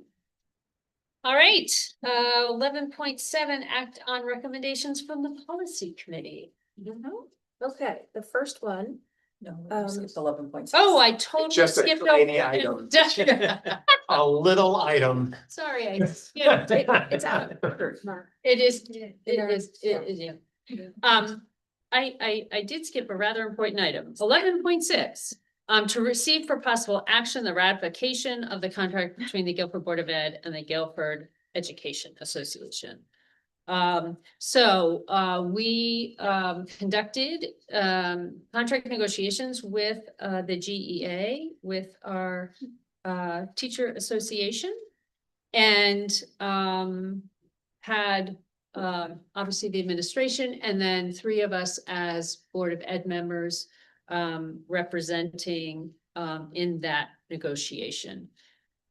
We did that negotiation did take us all to mediation, which simply means that we required some assistance in bringing kind of the teachers union and the administration board of ed together. That is not to say that it was an animus situation in any way, shape, or form, but simply helped to guide both sides to a common number. 3 years ago, post-COVID, we experienced an increase across the state of Connecticut in the levels of salary increase in 3-year teacher contracts, which happened for a number of reasons. COVID was certainly one of them, and the extra kind of effort, adaptability, et cetera, required for teachers at that time. Unfortunately, we started to see a teacher shortage following COVID. So for those and a number of other reasons, teachers were able to negotiate higher levels of salary increase. We are very pleased to have the level of skill set and professionalism among our teachers. So I'm speaking to you factually only in communicating that. One of the things when we go into negotiations with our teachers union is we become aware and are made aware of how teacher contracts are settling across the state and have recently settled. This is important because it not only provides us a sense of what's going on in other districts, but Connecticut is a state in which teachers are not allowed to strike. I'm going to oversimplify this. Teachers are not allowed to strike, but one of the processes in negotiations is that if the Board of Education with the administration and the teachers union are unable to, on their own, come to a common final contract, including amounts, it goes to mediation. And if the process of mediation is unable to bring the both sides together, it comes to, and I always say the wrong word. Binding arbitration. Binding, arbitration is the part, I always say a different A word, which is not helpful. Binding part is really The important. binding It is part. binding arbitration. And decisions, I'm also going to oversimplify this. The decisions and binding arbitration are very much guided by the kind of the contract decisions happening across the state. So we go through or go into these contract negotiations really ahead of time, knowing the range within which we're working. So I just wanted to explain that process because it is really important to understand that we cannot walk in with a preconceived notion and say, we don't want to go farther than here. Because in fact, there will be a range within which we expect to fall and within which we will fall if that process ends us in binding arbitration. All that being said, I'm going to share a little bit of information that we had as we walked into negotiation and then be clear about what happened and where we landed with our contract together with our teachers. Each of us has a copy of the track changed contract. So the current teacher settlements, again, this is across Connecticut, recently has been 13.11% over 3 years. Average 3-year wage increase for contracts negotiated this year, 39 districts, beginning July 1st, 2026. To begin, right, July 1st, 2026. 1% higher over 3 years than the average settlements 3 years ago when teachers were negotiating. And there's been a range of settlements, a high of 16.89%, only 3 settlements below 12.38%. So the summary of our substantive agreement in the Guilford teachers settlement, we landed on wage increases over a 3-year agreement of 13.14%. This breaks out into 3 years, 4.35%, 4.46, and 4.32. But this does include, and this is really important, a significant part of increase in any year is the step movement that happens for teachers who enter the district now at step 4 and then will move up every year. That step increase is part of their contract. So that's a really important thing to understand that all of that is reflected. Another way to phrase that, Dr. Thank Belstrade, you. is that it takes a teacher in Guilford 11 years to make it to their full maximum salary. Essentially, teachers defer that full salary over the course of those first 11 years, and they make one incremental step towards that full salary each year in their initial employment. It's only teachers who have been in the district or in Connecticut, other Connecticut districts for, again, that 11 years who would be receiving the maximum teacher salary. And it is very common for increases for teacher contracts across the state to be reported and not differentiate that important piece of it, right? Which is step movement throughout a year over year. We had some contracted changes in insurance, contracted deductibles were increased for single and family beneficiaries from 2,000, 4,000 to 2,250 and 4,500. Had some other small changes in when the administration, when Guilford Public Schools pays out the employer contribution for that deductible. We contracted the appropriate language for FMLA. We are always guided by our wonderful labor attorney who made sure that that language was included. We identified payment of $500 per semester for teachers assigned to lunchroom duty. Identified sick leave charged in half-day increments. There's timing around dues modifications that are identified in the contract. There's identification of the payment of the last kind of balloon payment before teachers have the summer off and simply timing of that. And then lastly, coaches stipends, which are part of the contract, to be increased 5% in each year of the agreement, and extracurricular and other stipends to be increased by 3% each year. Again, these are faculty, teachers, staff in our district who do extra activities with students after school and on weekends. So sports, as you can imagine, with athletic coaches, but the various clubs and other ways that teachers really put in extra time to enrich the lives of our students. Anything else I missed from those who were part of the negotiation? I think you got it all. Right. Yeah. Yeah. Okay. Alrighty. So we are being asked to act on the ratification of this contract with all the details that we all have in front of us in the contract. Is there a motion to ratify this contract? So moved. Second.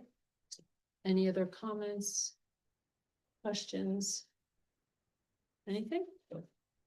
All right, all those in favor? Aye. Opposed? Abstained? And Abstain. you're gonna abstain. Okay, so we have 8 in support and 1 abstention. Tracy, if I may, I just wanted to extend my thanks to the teachers who volunteered to serve on their negotiating committee, and specifically to you, the board members who volunteered to serve on this negotiating committee. It involved a number of very late nights and a lot of attention and work, and we very much appreciate that. And I'd also I want to add my thanks to the board for approving this budget.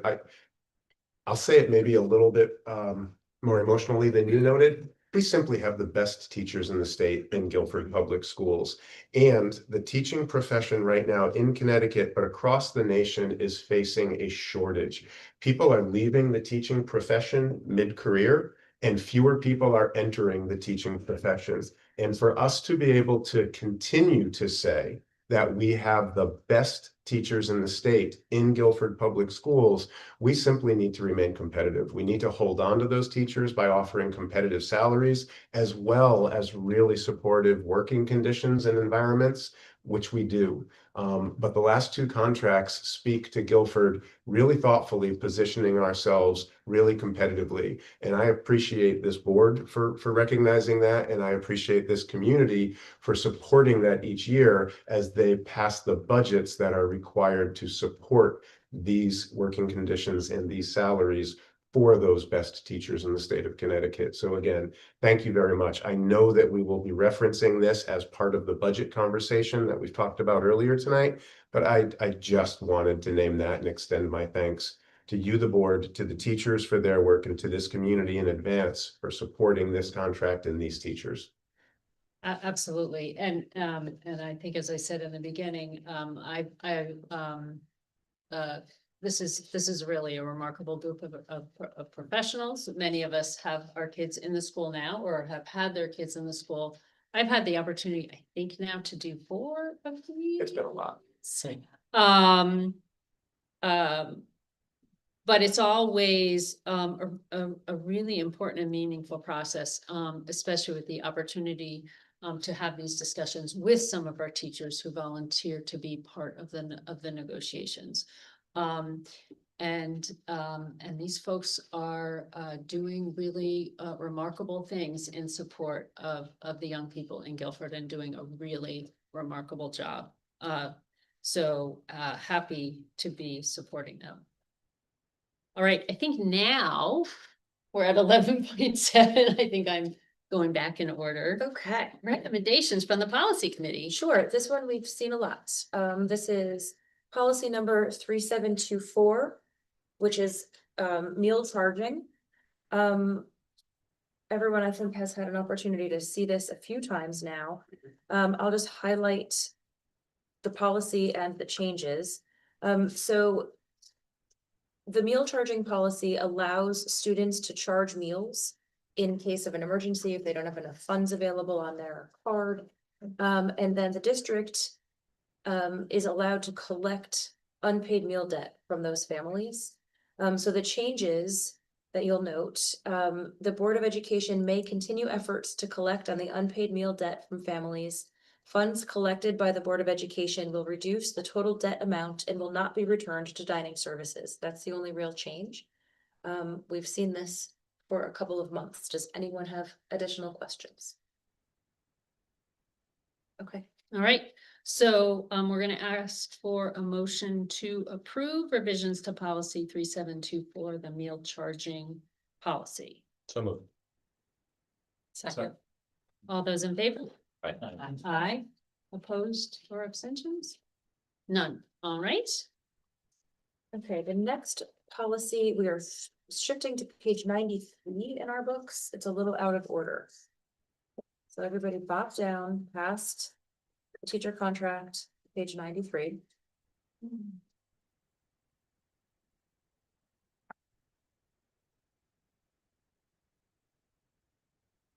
Okay. Teacher guys? Policy 5007. Oh, yeah, Yep. got it. It's after, yeah, it's Yeah. after the teacher. It's a little out of order. In our, Yep. in the Okay. packet. Everyone have it? Yep. We do, Okay, thank you. So this is a new policy, policy 5007. If you will recall, last month, we approved 5005, which was related to this. That was the regulation related to this policy. So this new policy defines restorative practices and the responses to those practices. So again, I think everyone has had an opportunity to see this.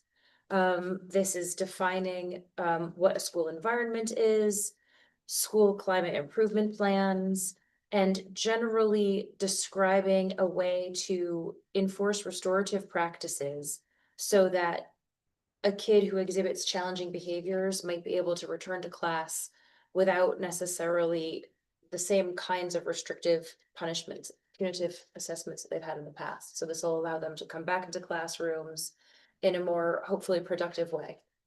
Any questions on this policy? I know we've talked about this content a lot. Just a comment, this is actually, this came down from the state. This is the state mandate and the same language, I believe, and everything. Correct. This is an extension of a new expectation around discipline, new expectations around discipline and the discipline environment, and a new policy that was required for us to adopt. These definitions are they're in addition to that policy. They further explain the policy that we were required to adopt by the state. So yes, this brings us into alignment with the new expectations around disciplinary process and the practice of restorative practices in every Connecticut school district as required by the state. Any other questions before we vote on this?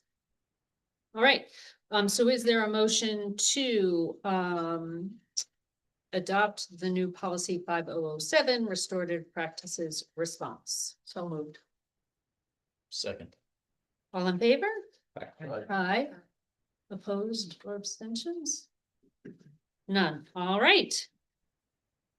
Drum roll, please. Okay, this is the one we've all been waiting for. A new policy, 5128. If everyone is looking at it either in your book or the updated draft from 1027. Okay, new policy, student cell phone and personal technology use.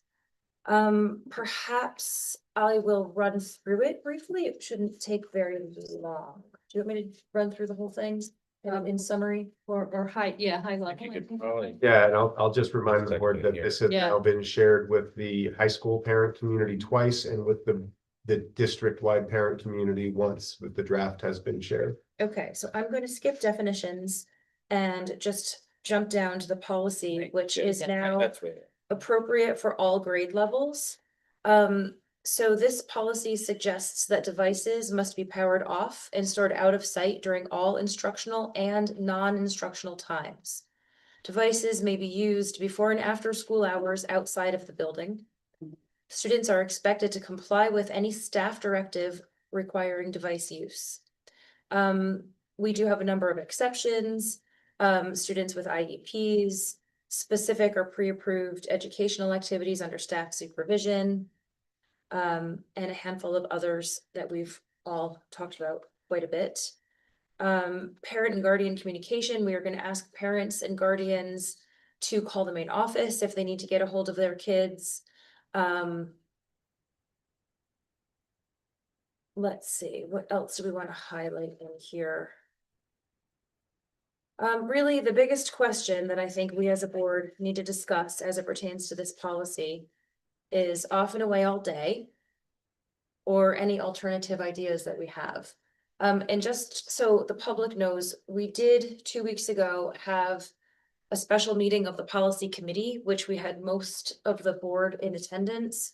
And we discussed this policy in detail. We had members of the administration there so we could ask questions. We all shared additional feedback that we've received from students, from parents, and we have received tons of emails, which I'm so grateful for. Thank you to the public for voicing your opinion.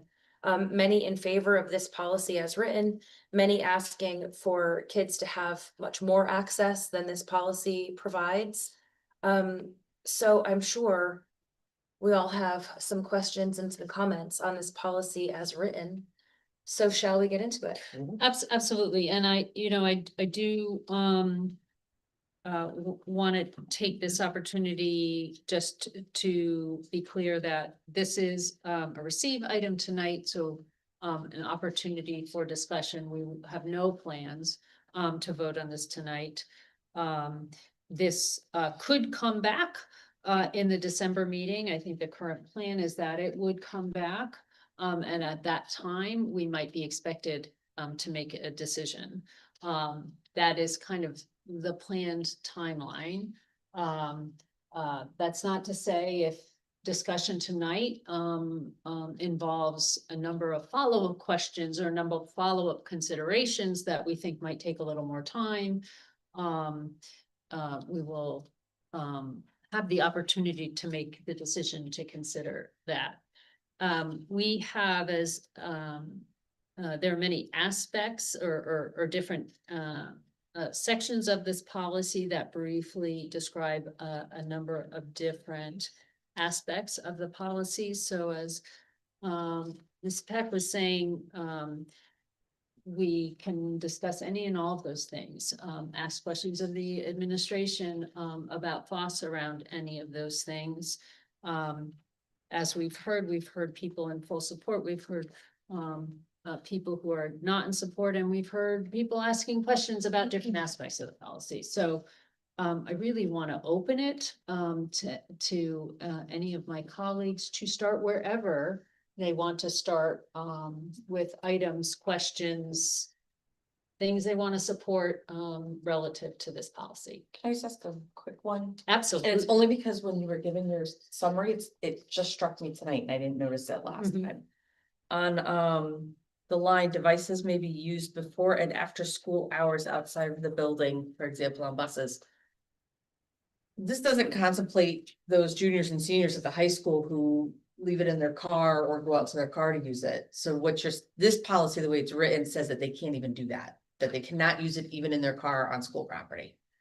So, Yeah. Where are you? Meant that as a statement, I meant it as a question. no, and I'm I happy. apologize. Jen, would you mind just where you're looking at the moment? Outside of the. There we go. Thank you. So that would be accurate, but also students are not generally allowed to run out to. So if a student has a study hall, a student may oftentimes be in the assigned study space. For juniors, it would often, for sophomores and juniors, it's usually the commons. They may ask to leave the study hall space and go to here in the media center. Sometimes students may leave the study hall space to go to some of the soft seating that we have available. They're not allowed to go out and spend the study hall in their car or in the parking lot. Seniors who have open campus are allowed to leave campus. And so, yes, if they were to go to their car, leave for that period and return later in the day for other classes, then obviously the expectation would be once they left school property, they would have access to their phone. For seniors, we essentially view the schedule for them with parental approval in very much the same way that college students. They need to be here for their instructional periods. They do not need to stay here for the non-instructional periods. So they could go to their car, leave campus, go get a coffee, use their phone while they're off campus, and return for their next period. That would be accurate. A junior would not be allowed to spend a study hall in their car and then come back in for the next period. You see where I'm going with this, right? Absolutely. And in Who's fact, enforcing it? Are we gonna have more monitors outside? Like, yes. in all honesty, the kid's gonna get to the car and instantly be doing this. But And, again, if they're leaving campus, we wouldn't begin gauging, did they turn the phone on before they pulled off the property or did they turn the phone on after they pulled off the property? I do think there needs to be an adjustment to this. The before school and outside the building portion, I think needs to remain as written. Because some students are dropped off early or their buses may unload and there are some minutes before the school day starts. I think the after school portion is going to need to be changed. We won't be enforcing students are here for practice or an after school event who may be accessing their phone at 3 or 4 or 10 p.m. And so I think that there does need to be before school and out of the building and after school hours that students will be allowed to use. We won't be, this is not a policy consideration, but Ms. Chaff and we have been working on ways to ramp up and support supervision, monitoring, and support of the administrators and teachers here. First, as this policy is new, and then with some continuing long-term. I've got some suggestions in building some plans, but again, that's only to say that we recognize that supervision, monitoring, enforcement will be the greatest challenge when it's new, and we will be supporting. Again, it is important for us that this policy is an expectation that students will rise to the expectation we set for them. We are not planning spot checks. We are not planning compliance checks. Students will be addressed if it is obvious that they are violating this policy. So if we hear the phone ring in your pocket, if you are seen using it under a table, then an adult will address that concern. But we will not be stopping students in the hallway asking to see their phone to find out if it comes out of a backpack or if it's in a locker and if it's in an on or off condition. We want, to the point that Mr. Scretta made, we want to see the improved climate that we will see from this. We do not expect to be catching our students in violation of this policy. If it's seen that they're violating it, we will respond. We won't be trying to catch students violating the policy. If I may, I know that we leaned into this a little bit in the communication that we sent out. I think like all good policy, this one is going to leave a lot of people unsatisfied in very different directions. I have heard from parents who are unsatisfied because they think this policy goes too far. I have heard from parents who are unsatisfied because they don't think this policy goes far enough. I do want to note, and we're going to continue to message this, it went out in the last communication that went out. I understand that off and away in the backpack can still lead to that brain drain if you know it's in there and if you know that you can turn it on and check it. But this is where we will really be relying on partnership with the community and with the parents. Parents who we have a lot of parents who come to the back of this building and drop their students off every day. If when your student gets out of your car, they leave the phone with you, and then if the phone's in the car with you when you return, then that student won't be affected by the brain drain and won't be at any greater disadvantage than any other student who's following the policy appropriately. Any parent who uses parental controls to turn off the phone bell to bell, their student will not be affected by the brain drain. And again, their child won't be at any greater disadvantage. So while it doesn't go all the way to fully protecting every child from having it nearby, it gives us a structure in which any individual parent can then take that last final step and ensure that their child, at least their child, is fully unplugged for the school day. And we gave a series of suggestions on how you could do that. And I know that they don't all work for every family, but I'm hoping that for some families who really want this to work for their children, that they can find one of those suggestions that does work, like the parental controls, so that it goes off at 7:40 and it goes back on at 2:30, which automatically makes your child in compliance and stops the brain drain, at least for your child. We hope that as the overall environment starts to change, that other students are then going to not work as hard to beat a system when they see that the system is working for others and improving the overall environment of the school. Mr. Scretta, to your comment, right? We're hearing the same thing from other colleagues, that it has improved the overall climate. Speed limit slows down the average speed on the highway. It doesn't stop everybody from speeding. We know that, we talk to a lot of kids too. We know that students can beat the Tupperware box by dropping a burner phone in it. We know that you can buy a magnet to unlock a Yonder pouch for $6 on Amazon. Again, we're not looking to catch everybody. We're looking to create the structure, and then with parental partnership to have it really work for most kids most of the time.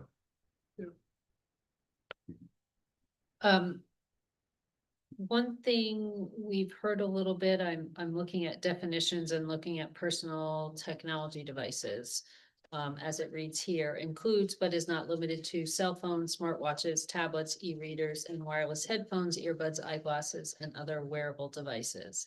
I know it's been brought to our attention by at least a couple of parents concerned about students bringing personal computers into school instead of using the assigned Chromebook. I'm bringing that up as something for consideration or discussion. Is that something we think is going to be important to include in this policy? Or is that something that we wouldn't address, at least in this go round? And I say in this go round because I think my colleague to my right here, Mr. Del Ventura, has really several times, I think, reminded us of an important piece of this, which is we may not get this right the first time. Yeah. And we may not have a choice the next time around, because we have half the states in this country that have adopted policies on this, and Connecticut is behind here. And there's no doubt that we will soon have a policy that we have to abide by. Right. It's being signaled at the state level. Yes, it is. As we speak. As we speak. So, you know, I don't know, Dr. Freeman, if you or the administration has thought about personal computer versus requiring Chromebooks, whether that's been a topic of conversation, whether it is purposely not in this list. And then I don't know if any of my colleagues have thought. How prevalent? And how prevalent, I have no idea. So it has been a topic of conversation. We have considered it. And we're sort of bundling it in with the smartwatches. I thought you were building up to smartwatches, not to the personal computers. So there's a number of answers there. One is that the computer is more easily monitored than the phone is. And so it is difficult to have your laptop computer under the desk and be using it. It is very common for teachers to say, this is not an activity that you need your computers for. So close your Chromebook, close your computer, put it away. This is something that we're doing on whiteboards on the wall or on paper at your desk or with manipulatives that so it is easier. It is less it's less likely to be used in that way. Mhm. I will say that while we have greater control over the Chromebooks, and because the Chromebooks are ours and we configure them, we have greater control of stopping access to social media or gaming or other activities on the Chromebooks. However, even a Chromebook can be used in a classroom to get around some of what we have discussed.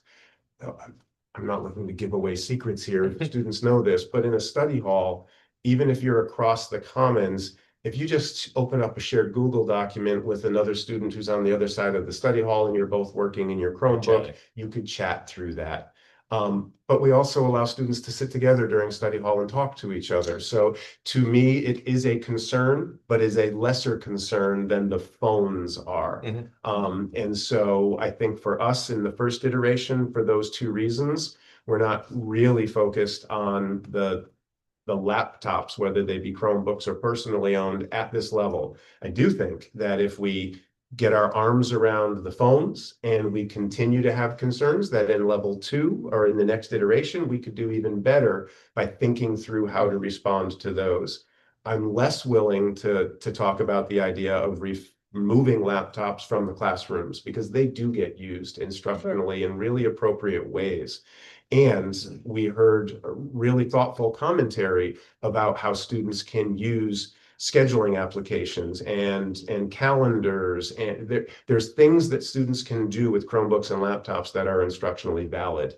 And you would want them using those devices during a study hall in order to do that. So taking the phone away doesn't necessarily mean that we completely take away their ability to manage their workload using digital tools that a lot of us use in our lives now. I mean, I remember having a Palm Pilot way back when, right? Digital tools have helped us manage our workflow, and students do as well. So I want to be thoughtful about that. There's also concerns around the watches. We're acutely aware of the fact that many watches are tethered to the phone. And so if the phone is really turned off and put away in any of the various ways, then the watch in most cases will simply become a device that tells time. If the watch is independent of the phone, we then, again, if we see a student who is swiping and typing on a watch, we would go through the process of saying you should not be using your watch in class. Please take it off and put it away. If it happens again, asking to take that watch until the class is over. And if it happens chronically, taking that watch and asking a parent to come in and having a conversation that John keeps using his watch in class and he shouldn't be. So could you please make sure that he's not bringing it to school, or could you engage the parent controls through your vendor and turn the watch off during school hours so that it only tells time? I know that's more layered, but we don't want to say that you can't wear any watch to school and now be trying to say, I don't want teachers to have to be walking the room figuring out which is a smart watch and which is a traditional watch. And so again, I think this is an incremental step. We'll take a big bite and improve the climate largely through this compromised step that we're taking. And then as we revise this, we will decide, can we do better with watches? Can we do better with laptops? And how well have we done with phones? I think it's fair to say, if this doesn't work the way that we're expecting it to work, then pouches are going to have to be a consideration. If it doesn't work the way that we expect it to work, we will have to look at different it's a first step and a middle step. And I hope that people understand that it's being done for thoughtful reasons. Just as all of last year, we spent a whole year talking about this, I think for really good reason. And I think for students to be engaged in that conversation, I think we can hear the students are going to disagree with us, but they're feeling heard to a degree in the conversation. And to me, that's enormously important. Thank you. It's,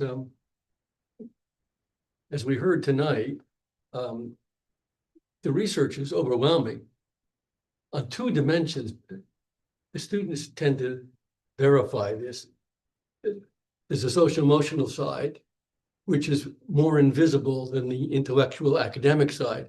So the students were quite happy to say, we don't use them in classroom. That's easy, relatively speaking.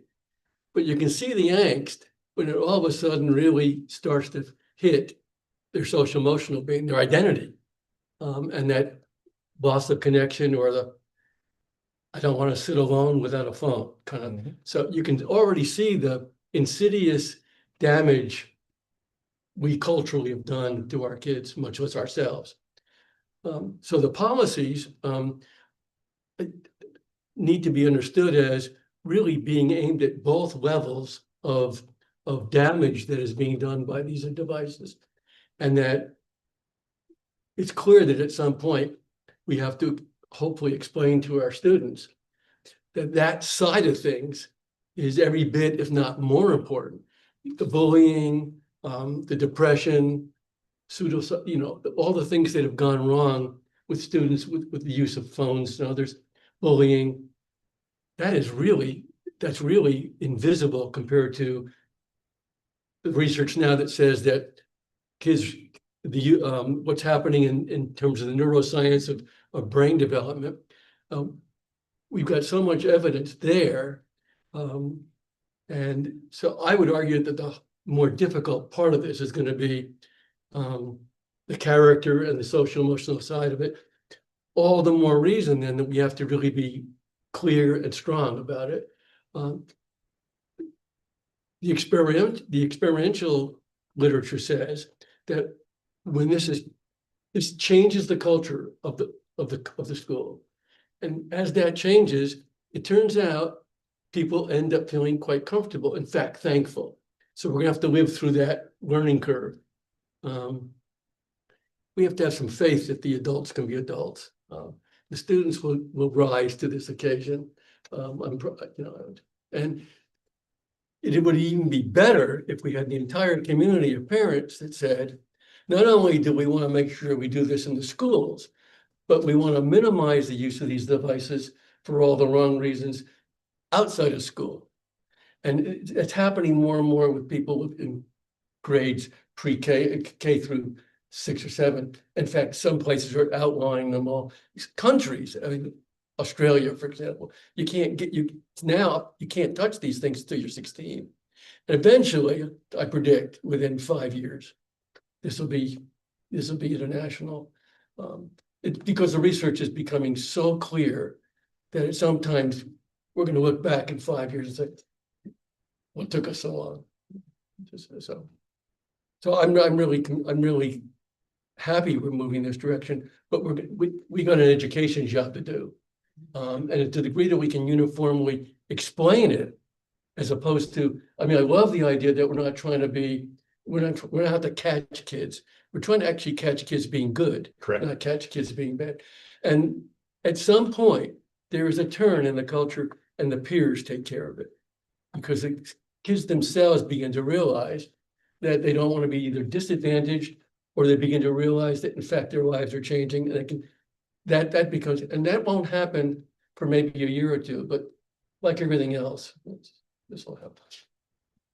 I'd like to just add on to what Dick has said is that we have heard anecdotally from friends and colleagues in other districts that have put in the ban that the bell-to-bell policy works really effectively, and the social emotional piece of it, kids begin to see the benefit of not having their phones and taking away that social pressure of being in constant communication with their peers and friends on their phones. And so we're seeing kids lifting their heads up, having conversations. If they're waiting for a classroom, rather than leaning against a wall and going on their phone, they're actually having conversations with someone they may not have known before.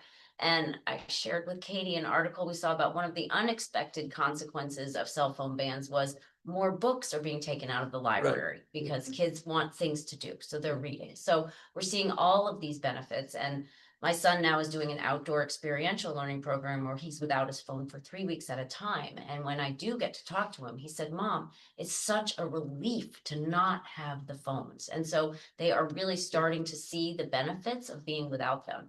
And as we've all heard, the students will be resistant to it. But if we begin to create a culture where kids are interacting with one another, I think we'll see tremendous progress. Well, I want to name the fact that this is the second or third version of the policy to come before the Board of Education. And this board has already revised this policy to be an all-day policy. The initial draft that we brought to you, the board, did have an all-day prohibition from K through 8, but at the high school was built around instructional periods. And so the inclusion of the lunch period, the study halls, the passing time was because of the feedback of this Board of Education. And so again, I want to acknowledge this process. We have been listening, we have been thoughtful. We know that we're not going to make all constituents happy, but the all-day component of this policy, which also adds a nice little rhyme, right? The off and away all day is the work of this board. And we heard that, we knew that that was it was constantly coming from the community. This board was hearing it, and that has been a revision to this policy. So while again, it may not go all the way that some other districts have gone, it gets that important component. It sets those parentheses, I think, where they need to be set if we're going to value the social emotional component as highly as the instructional component. And so again, I just wanted to make sure that I named that for the community who may not have been following each layer of this conversation. That this board is listening and reading research and making really thoughtful decisions about this policy. It hurts to hear one of our students, and it hurts me at least, okay, to say that some students are sitting there feeling alone, and they have to devise some way of being alone in ways they don't want to be. And if this becomes a crutch, at some point, given our portrait of graduates and the whole issue of trying to get people to be empathic and so on, students shouldn't be alone. People should know that there's someone over there and they're sitting by themselves. Our own students should be taking care of that. And that's part of what we should be educating for. Right? And to the degree that that becomes part of the larger lesson, as opposed to just being about this only talks about the symptoms. The bigger problem is that kids are growing. And how do we make sure that this isn't in the way, and that what takes its place are the kinds of sensitivities that kids have and teachers have, so that kids are not alone. Can I just push back on that just a smidge? And nobody likes to be alone, right? But sometimes you want to really be alone. So I don't want anybody to. About modality. Yeah. But even said, okay, like I ate lunch alone, which I usually don't, and I watched my phone. Like it's just something that's you're not a 16. comfort thing. I Okay. understand that, but I just think to use that as an example, I think it's just it's. I don't know how often that's happening. The research is clear. There's a loneliness epidemic in our culture, particularly with kids, especially teenagers. That is actually an epidemic. Okay, loneliness, and again, it's not very visible, except that you can start to see behavioral dimensions to it. Yes, people should value being alone on purpose. That's a different thing than being alone because I don't know how to connect when people don't seem to want to be near me. And I was just going to add, Dr. Hirsch, and I'm not going to push back on the observation because I do think that the phones are a contributing factor. I just wanted to remind the board and the community that this policy will not be a panacea. Right. High school was hard before we had cell phones and clicks and right. And I hate to admit this, but students ate lunch before cell phone alone. And so for some students, it does become a security blanket. We will have to be aware of that, but I just don't want to overpromise. I think this will be positive and will be good for our students, but it won't be a panacea. It simply won't. We will still have other work to do in other areas as we did before cell phones became a thing. I'm going to pivot a little bit here because I want to touch upon what we're actually hearing, right? These are all things that we've shared on the board amongst ourselves and we've talked about for months now, but we're hearing from parents real concerns about the policy, right? We have certain camps that are in full favor of what we're trying to accomplish here.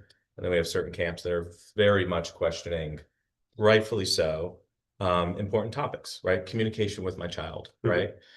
So as it stands right now, if I'm a parent, I could text my parent, I could text my child, I could usually expect to get an answer within an hour or so, right? That will go away. Correct. So what are our options as parents and as students to be able to communicate? Because there are sensitive topics that I could tell you not all students want to go to the front desk to make a phone call to mom and dad. So what are the options? So the first option would be to to try to compartmentalize and hold that communication until after school hours. The next option would be to go through the central office, and that is the most reliable and the most secure way to do that. If you've got a message that needs to get to your students, you can do that through the front office, and we can be very thoughtful and very discreet about how we do that.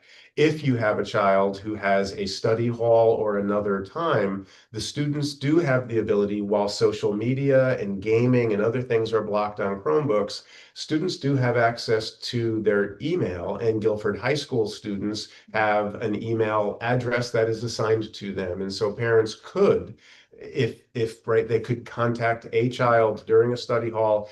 Now, this doesn't work with my adult sons because they don't open up and check their emails as regularly as they check their texts. But those are all opportunities that you would have. We would continue to say that the best and the most reliable and immediate way is to go through our office. Every school, every classroom in this district has a phone in the classroom. And every office has staff, and we could get a message to, again, just as we did before the advent of cell phones. And so that would be the response. But again, I want, we didn't include this in the last communication that went out, but we have heard from students a lot. To a large degree, the communication that happens during the school day isn't just with peers, it is with parents. There is a large degree of communication that is happening during the school day between kids and their parents. And so just as we're asking to give them a bit of respite from the pressure and the anxiety of constant contact to social media, I say this with all the love in the world as a parent myself, we need to give them that respite from us as well. That when I'm in school, and mom can't remind me about my chores until I'm out of school. I think that it's all of a set. I think that all becomes really important. And I'm going to state the very, very obvious, right?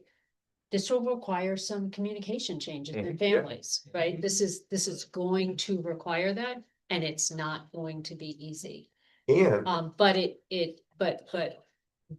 I think a number of us on the board feel so very strongly about the negative impact on kids of having cell phones on during the school day, even during non-instructional time, that we are asking and going to be potentially putting in a policy that then requires families to talk to each other about what has to change in those communications, and then how to use other options during the school day when those communications, when something comes up that still has to be dealt with before 2:30 or 3:50. Exactly right.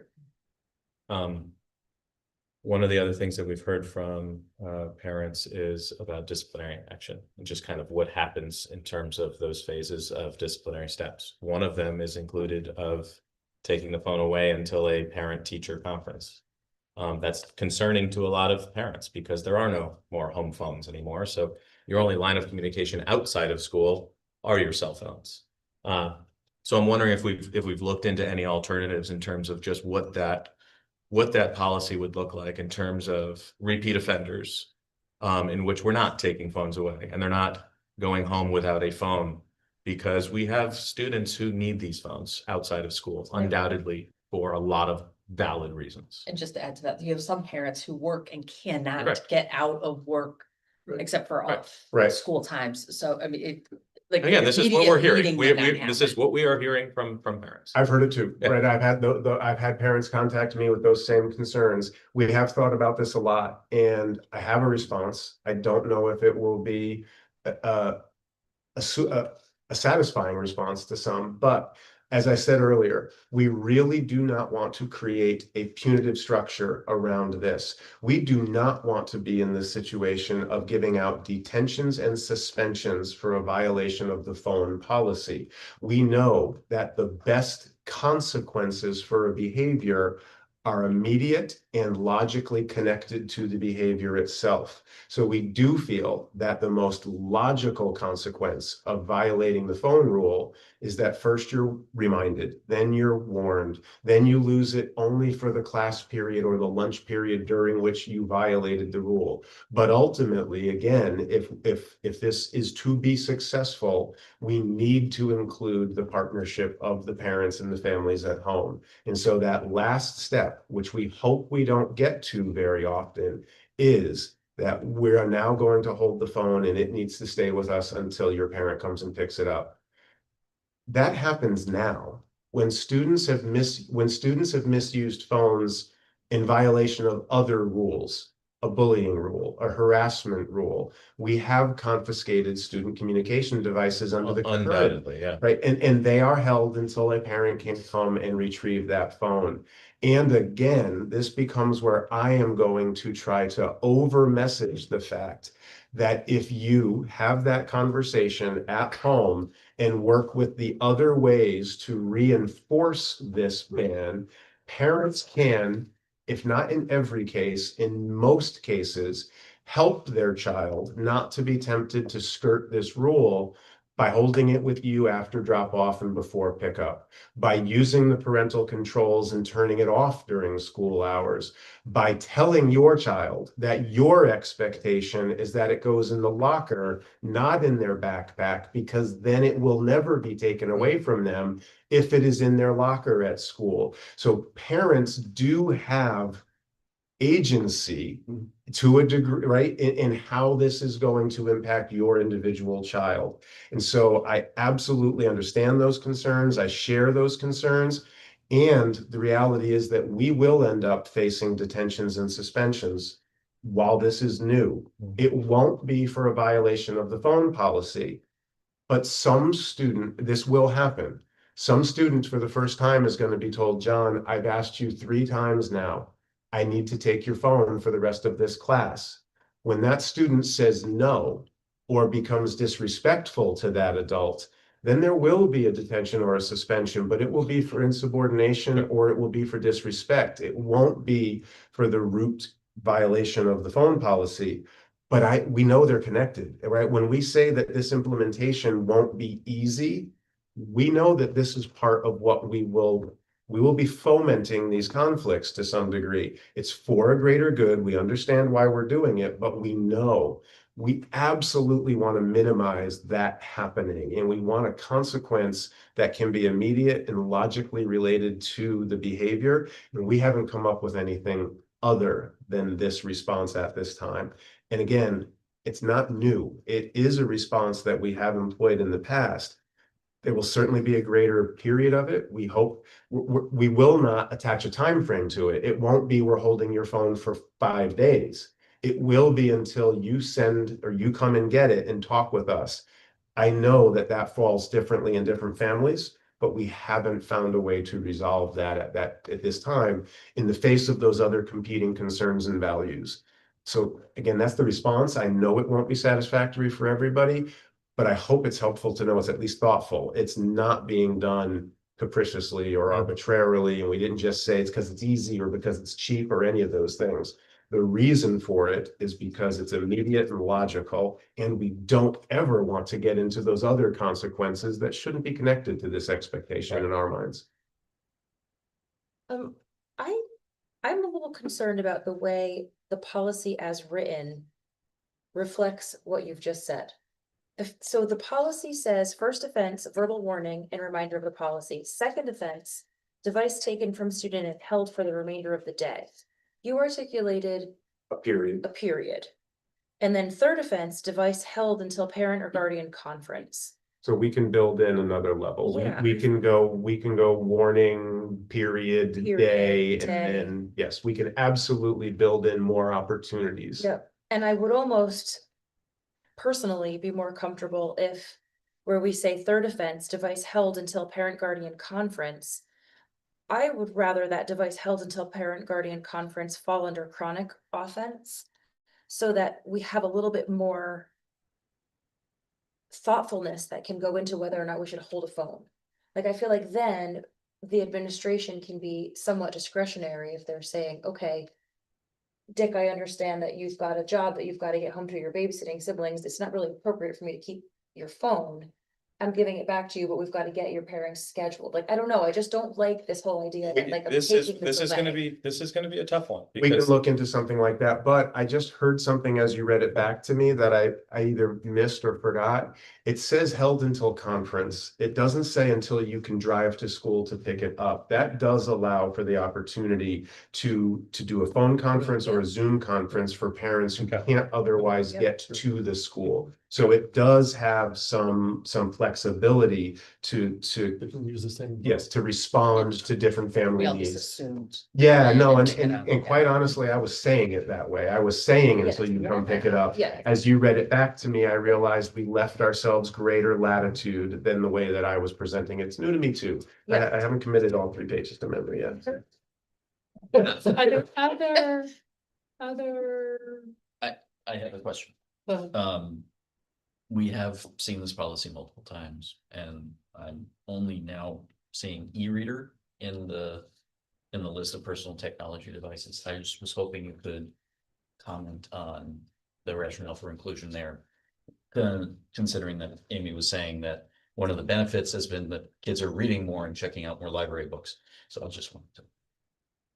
It may be because we caught it in a list of electronic personal devices. I think that if it is a dedicated electronic book, that is probably something that we might want to tease out so that if students are reading now, again, we're going to get caught with adults having to determine, is that an e-reader or an iPad? And so I would want to consult with building administration about the ability to be that fine. Again, just as we don't want to be going around checking your watch, is it a smartwatch or a dumb watch? I think I want to be a little more careful. A paper book is always a paper book and we're not worried about it.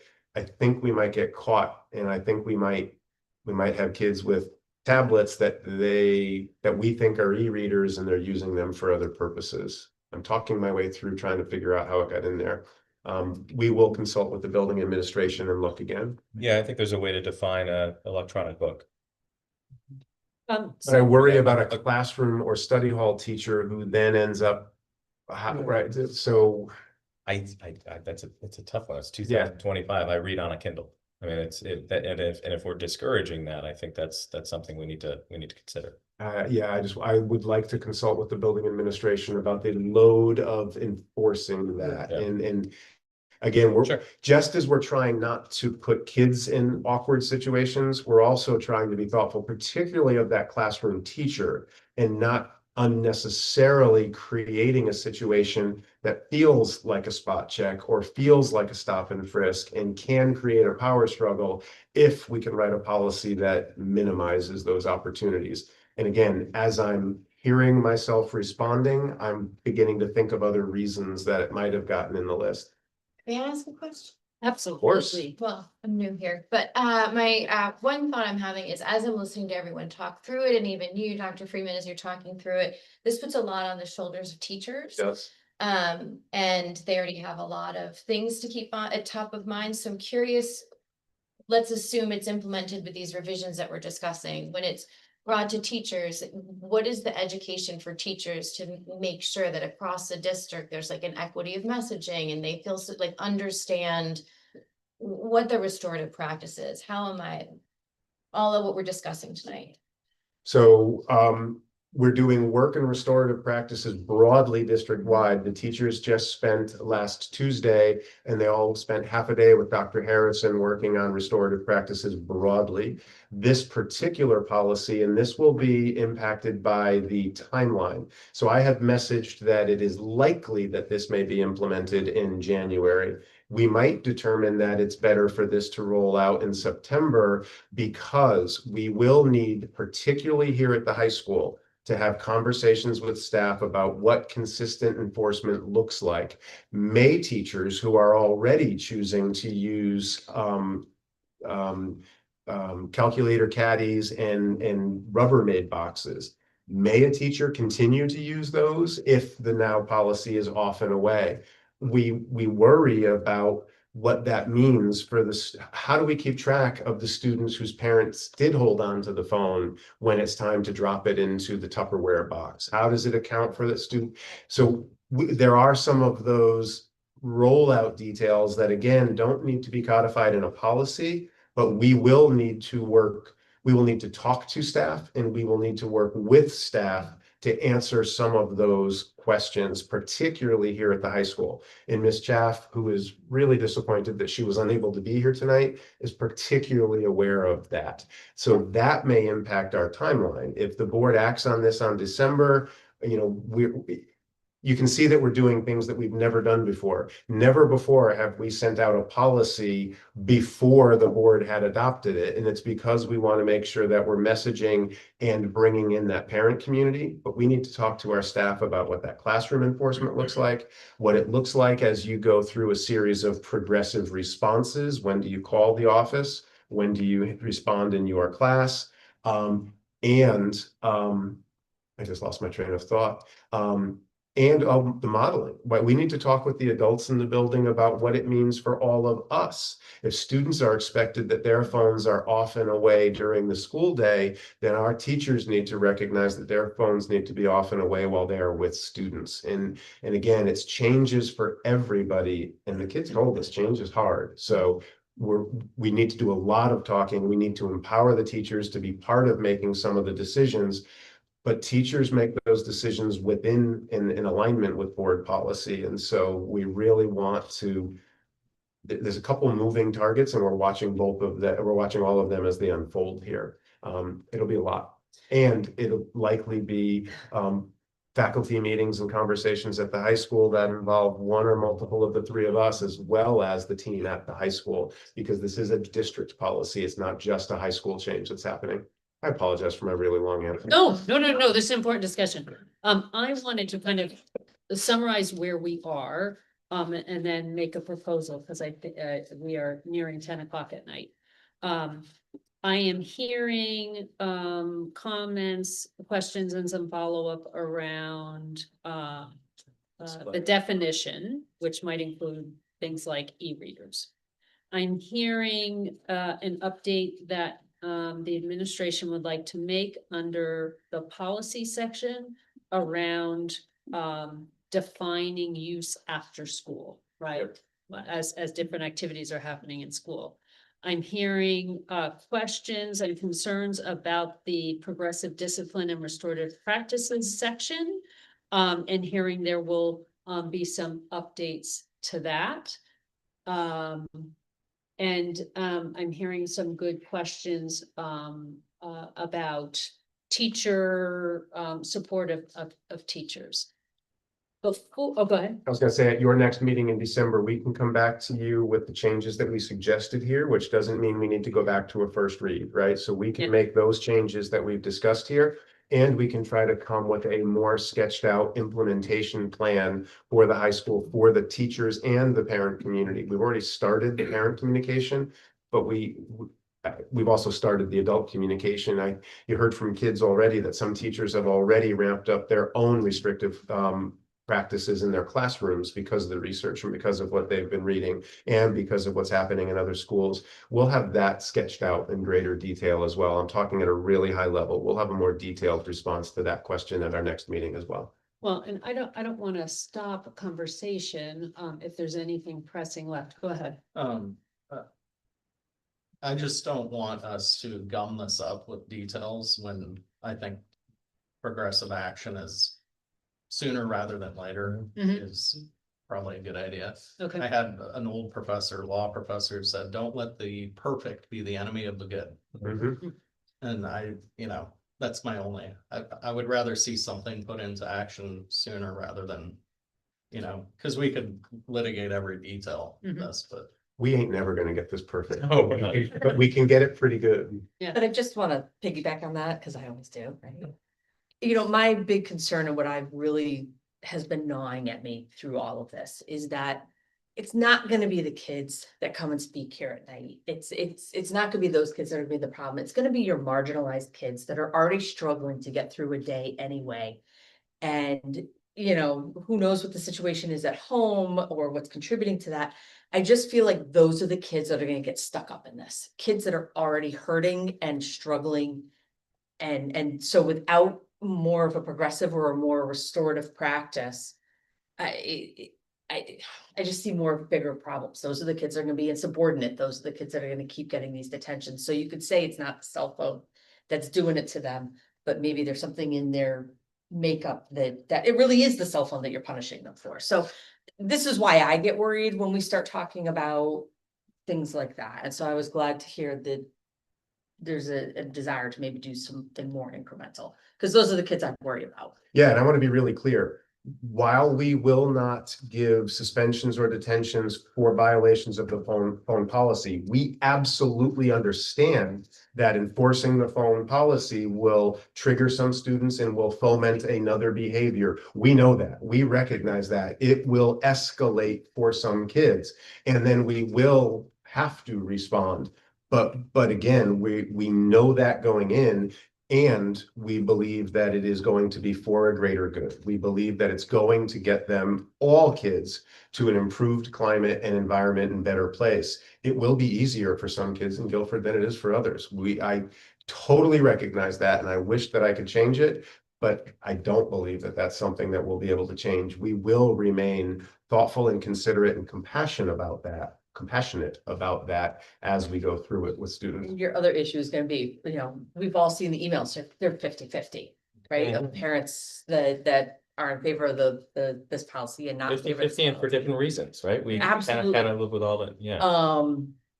I think it's gonna be hard. I think this year is gonna be hard. I think you might want to consider doing a more slow incremental process, because you are gonna need that parent buy-in. Because otherwise the kids are gonna go home and the parents will be like, oh, what's the stupid policy about? And encourage their kid to be maybe a little bit more non-respectful of the policy. These are just things that I know you guys are thinking about. I just want to say it out loud that the research is there, and I've told you guys, I agree with all the research. I don't doubt that or anyway, and I'm totally buying in to all of that. I know that that's true. It's a practical thing. We are open to discussing the timeline. And again, we felt that if there was any chance of a January 1, we owed it to our parents to begin getting that conversation out. I think you're right. I think that there are going to be parents who are opposed to this. Some are opposed to it because we've now included lunch periods. They would have supported it if it was instructional only, but they are opposed to it because we included lunch. Others will be opposed to it because, yeah, you got lunch, but you didn't include a pouch or a restriction of some kind, and they will be opposed to it for that reason. I think most good policy leaves a lot of people unsatisfied for different reasons. The last thing I'll say is we have families in K-8 who are used to a bell-to-bell policy. And so it is literally going to be a 4-year process in which we are through and done. We are now at a point where every family in Guilford Public Schools is immune to a bell-to-bell system in just 4 years. So I am going to encourage, obviously all of us, to continue thinking, et cetera, be prepared for the December 8th meeting. If in the next week or two, there are any part of the policy that that you have a question about or concern about and think would need an administrative response, so please reach out to Kristen or I. Are you comfortable with this? Because we can then note that, because we're obviously not gonna be able to sit in the December 8th meeting and bring something up that requires Dr. Freeman or any of the administration to discuss further and vote on that policy, right? And that may be, which is okay. And that may happen. But if, you know, before, let's say November 20th, I'm gonna throw a date out, before November 20th, of course, anytime, but particularly before November 20th, if something comes up, you're like, ooh, I'd really like to see what the administration is thinking about this, that, or the other thing part of the policy, please reach out to us. We will communicate that to Paul so that the administration has some time to think about that. All right, I am going to get us I want to thank everyone, first of all, for their time and thoughtful questions. Reports of committees, policy committee, do you have anything else? Nothing else? Could you say that faster? Operations committee, No major updates. no major updates. Curriculum, instruction and assessment committee. We met a couple of weeks ago, in part on this issue, but was reported to us by Dr. Goss about the new universal screening tests for math and reading. First time given, our students took it. And we had a 92% of our students reaching competency target. Excellent. Liaisons to town committees, anything to report? And no update for liaison Learn Board of Directors. We are at our second public comment. This can be a public comment for items not on the agenda. If anyone wishes to address the board, we ask them to come up, state their name and address, and ask them to stay within 3 minutes, please. Hello again, Brittany Stolzberg, 170 Chestnut Grove. And I'll be quick, I know it's late. I am the mother of 3 children in Guilford Public Schools. I'm also the PTO grade rep for first grade at AW Cox. We know you are all volunteers and we are grateful for your service to our school and our community. To respect your time and avoid having dozens of parents tell you the same thing, a couple of us are here to represent the 27 families that have signed on to a letter outlining our requests related to the large class sizes at Cox this year. I preface these requests by making clear that the first grade teachers and the principal at Cox are phenomenal and doing all they can to make these classes work. These requests are meant to support their excellence. 1, we would like to see the hiring of a para to support the classroom. We understand that paras are not replacements for teachers, but we see immense value in having another adult in the room to help manage the behaviors that are preventing children from fully focusing on learning.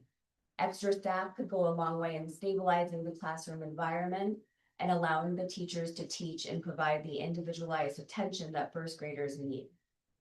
Secondly, we urge you to return to 3 sections for second grade next year. We understand that 22 is within the range of BOE policy, but that brings me to our last request, which is to encourage you to reconsider the class size ranges that are currently BOE policy. The policy was adopted in 1999, 26 years ago, when classroom environments were very different than they are today. 22 students is higher than the state of Connecticut elementary average and needs to be changed to ensure future Guilford families can learn and thrive in appropriate classroom sizes. We understand that you and the administration are up against the law in preserving small class sizes and that you have to present the town with a budget that the majority of voters will tolerate. We, the Cox families, are committed to supporting you and rallying our own networks to ensure the education budget reflects the needs of our students and families. Thank you again for your attention, your service, and your dedication to our community. And I also have a copy of the letter that I can pass out. Thank you. Thank you. Doug Mead, James 19 Old Quarry Road. Here also as a parent of a first grader at AW Cox, I want to start just by expressing appreciation for wonderful leadership that Dr. Friedman and the Board of Education provide for the district.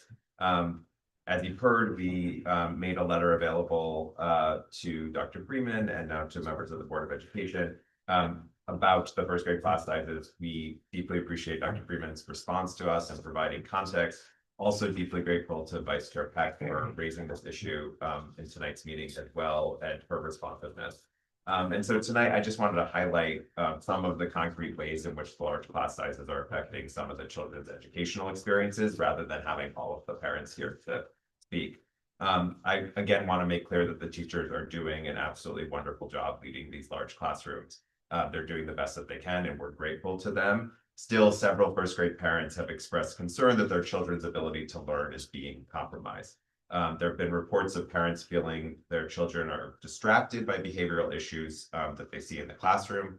The teachers, of course, have to deal with urgent behavioral challenges in ways that may take away from instructional time. As one parent explained, their child tells them, quote, they have to stop doing their activities because someone is getting in trouble or going to the principal's office.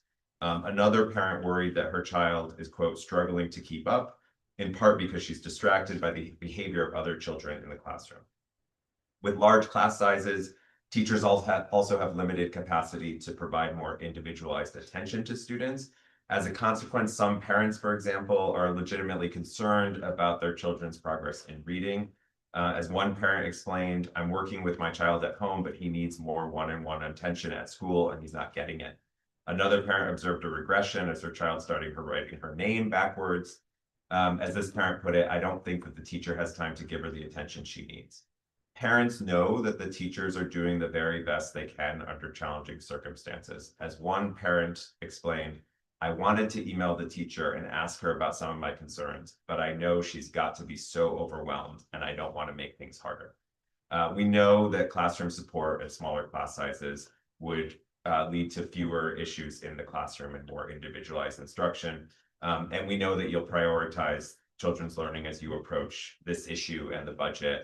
And we want to express our appreciation for your attention to this issue as you plan for next year. Thank you. Thank you.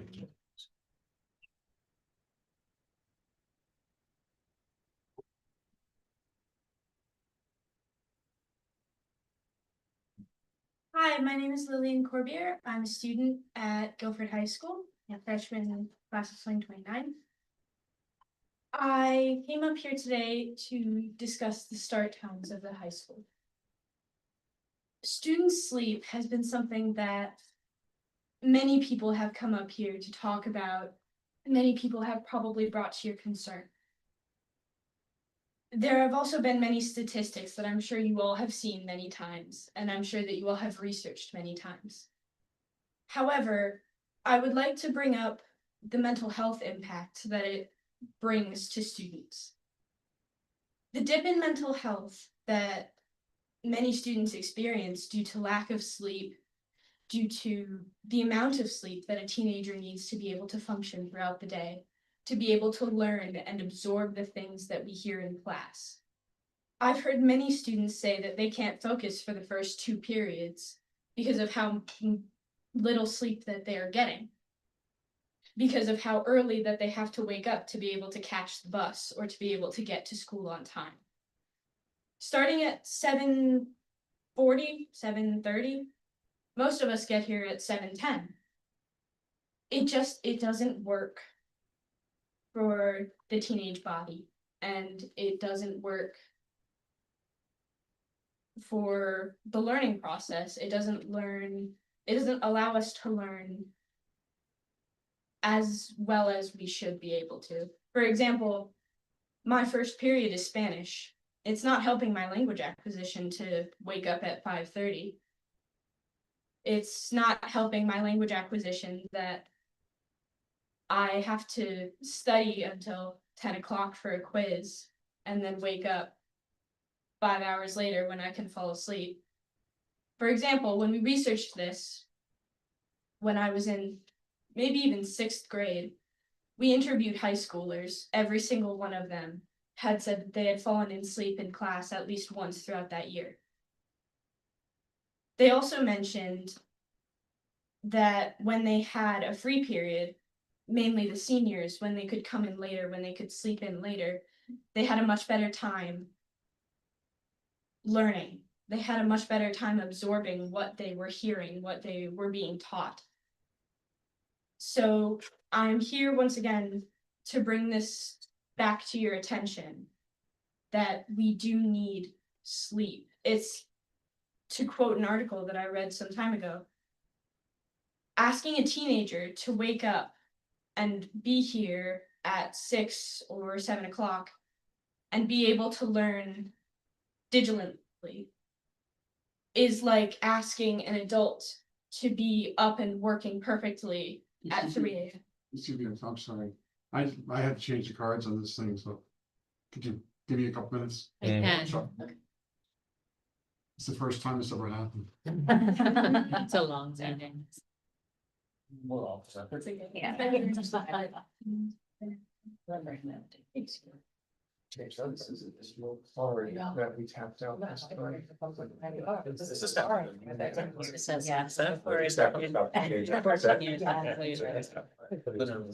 Oh, it's the digital card.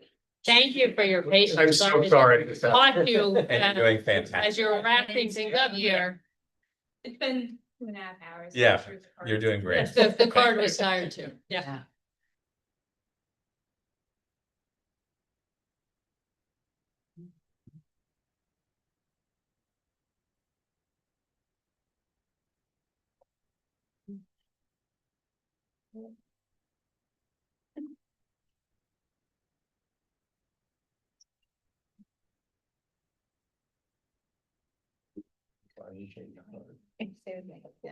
Yeah, we're here.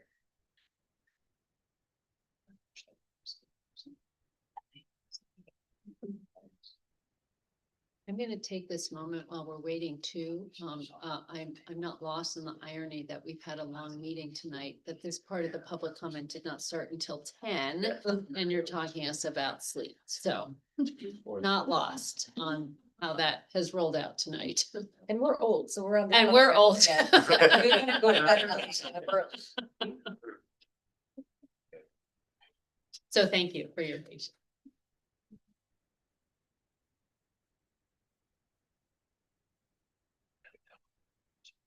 Yeah. I was just gonna say, you were just wrapping up, we 2 seconds more.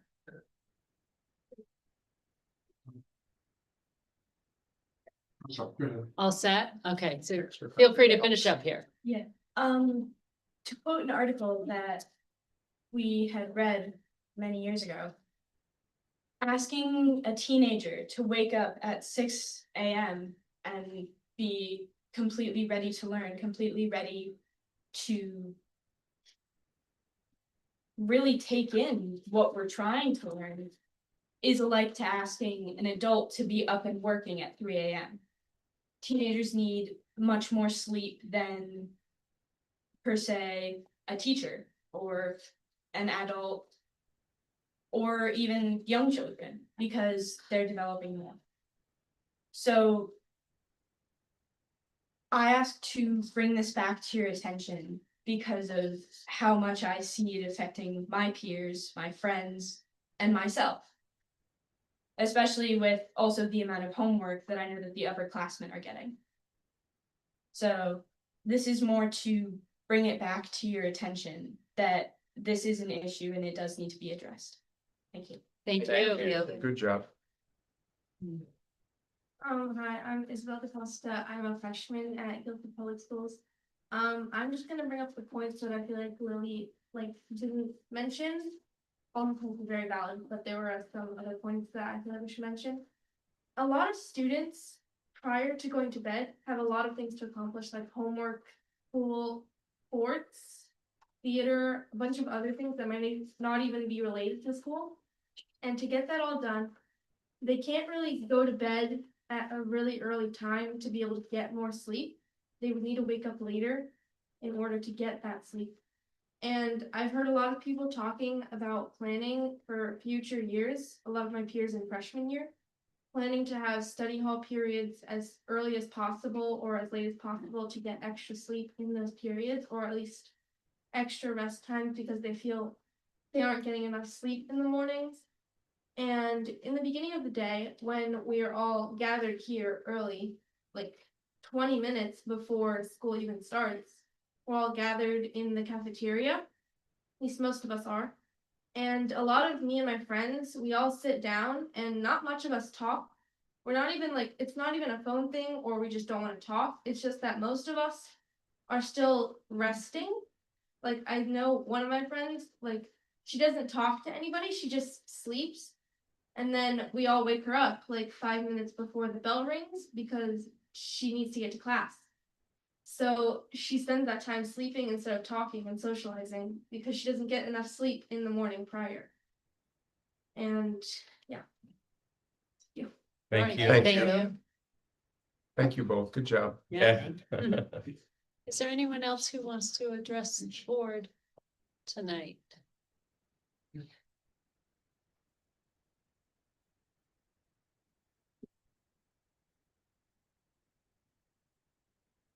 Holly Reader, 280 Sage Hollow Road. Hard acts to follow here, certainly. So as we heard, I mean, these two young women speak so eloquently. You can definitely multiply their experience by dozens upon dozens, by hundreds. We know that well. To hear from more students, our board chair, talked about the dozens of letters that the Baldwin students wrote last year, which were made available at the district office for board members to read.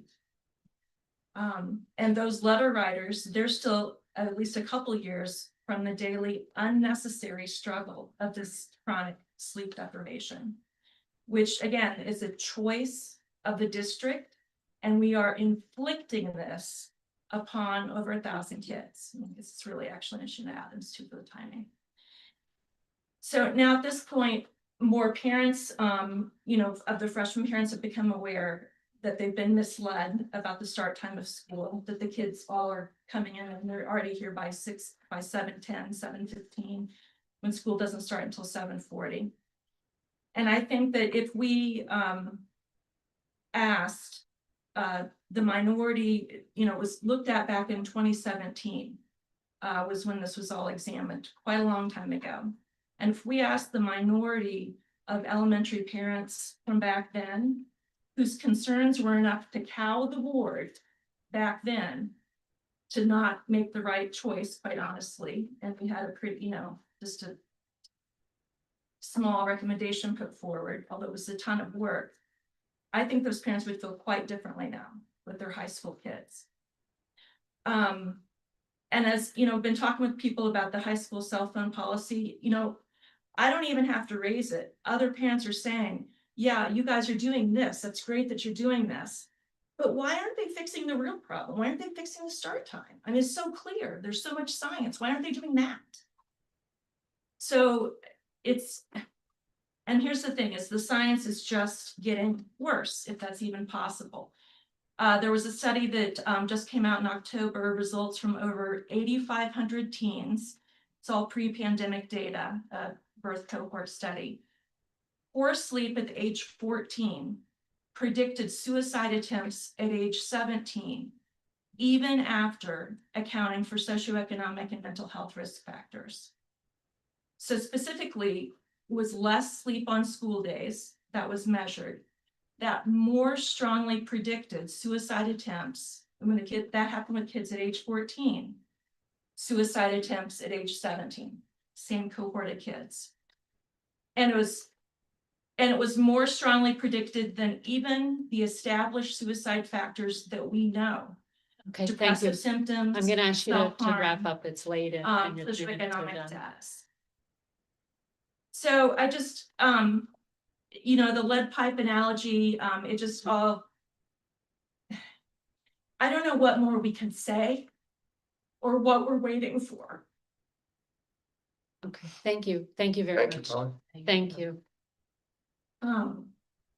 Thank you, Paul. Yeah, I mean, again. Polly, I'm going to ask you to Yeah. wrap up. We gave everyone else only 3 minutes, so. Mhm. And there are people behind you who'd like to speak. Oh, yes, okay, thank you. Thank you. Thank Thank you. Joe Petrowski again, since we're talking about school days. Remember when I went into my 8th grade class? They had textbooks those days, and I picked up a textbook. And I flipped through it, and the first chapter of the book was science, living things, plants and animals. For 53 years, I've been growing plants. There's a very, very close similarity between the two, believe it or not. We're hearing of all these issues with the kids. They are having it. It's nationwide. It's not just Guilford. And there's a common denominator, I believe. And there's two things, actually. We talk cell phones. Cell phones are supposed to have an effect on the body's ability to produce melatonin. Interferes with the natural production. That interferes with the sleep pattern, number one. Number two, and I'm just curious, we have all these studies. Has anyone ever done a study with regards to the vitamin D in their bodies? Is there any deficiencies? That has an impact on just about everything. Learning disabilities, sleeplessness, anxiety and everything else. Usually going through, puberty and, into adolescence. The vitamin goes right to the empty mark. Vitamin D is good for bone, you know, strong bones. When the kids are going through adolescence, their bones are growing. Their intake doesn't cover, you know, so well. I think somebody better look into the vitamin D to start with.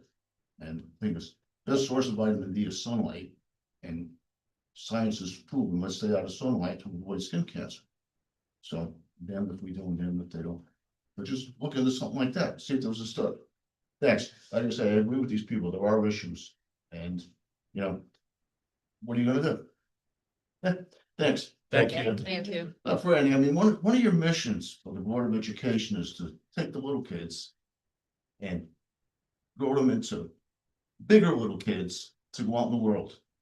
And it's not easy out there either. So, I mean, good luck with your mission. Thank you. Thank you. Thank you. Thank you, Joe. Anybody else? All right. Thank you for those of us who are watching on live stream. I am going to ask for a motion to adjourn. Second. All in favor? Hi. Aye. Good night. Thank you. Thank you. Thank you.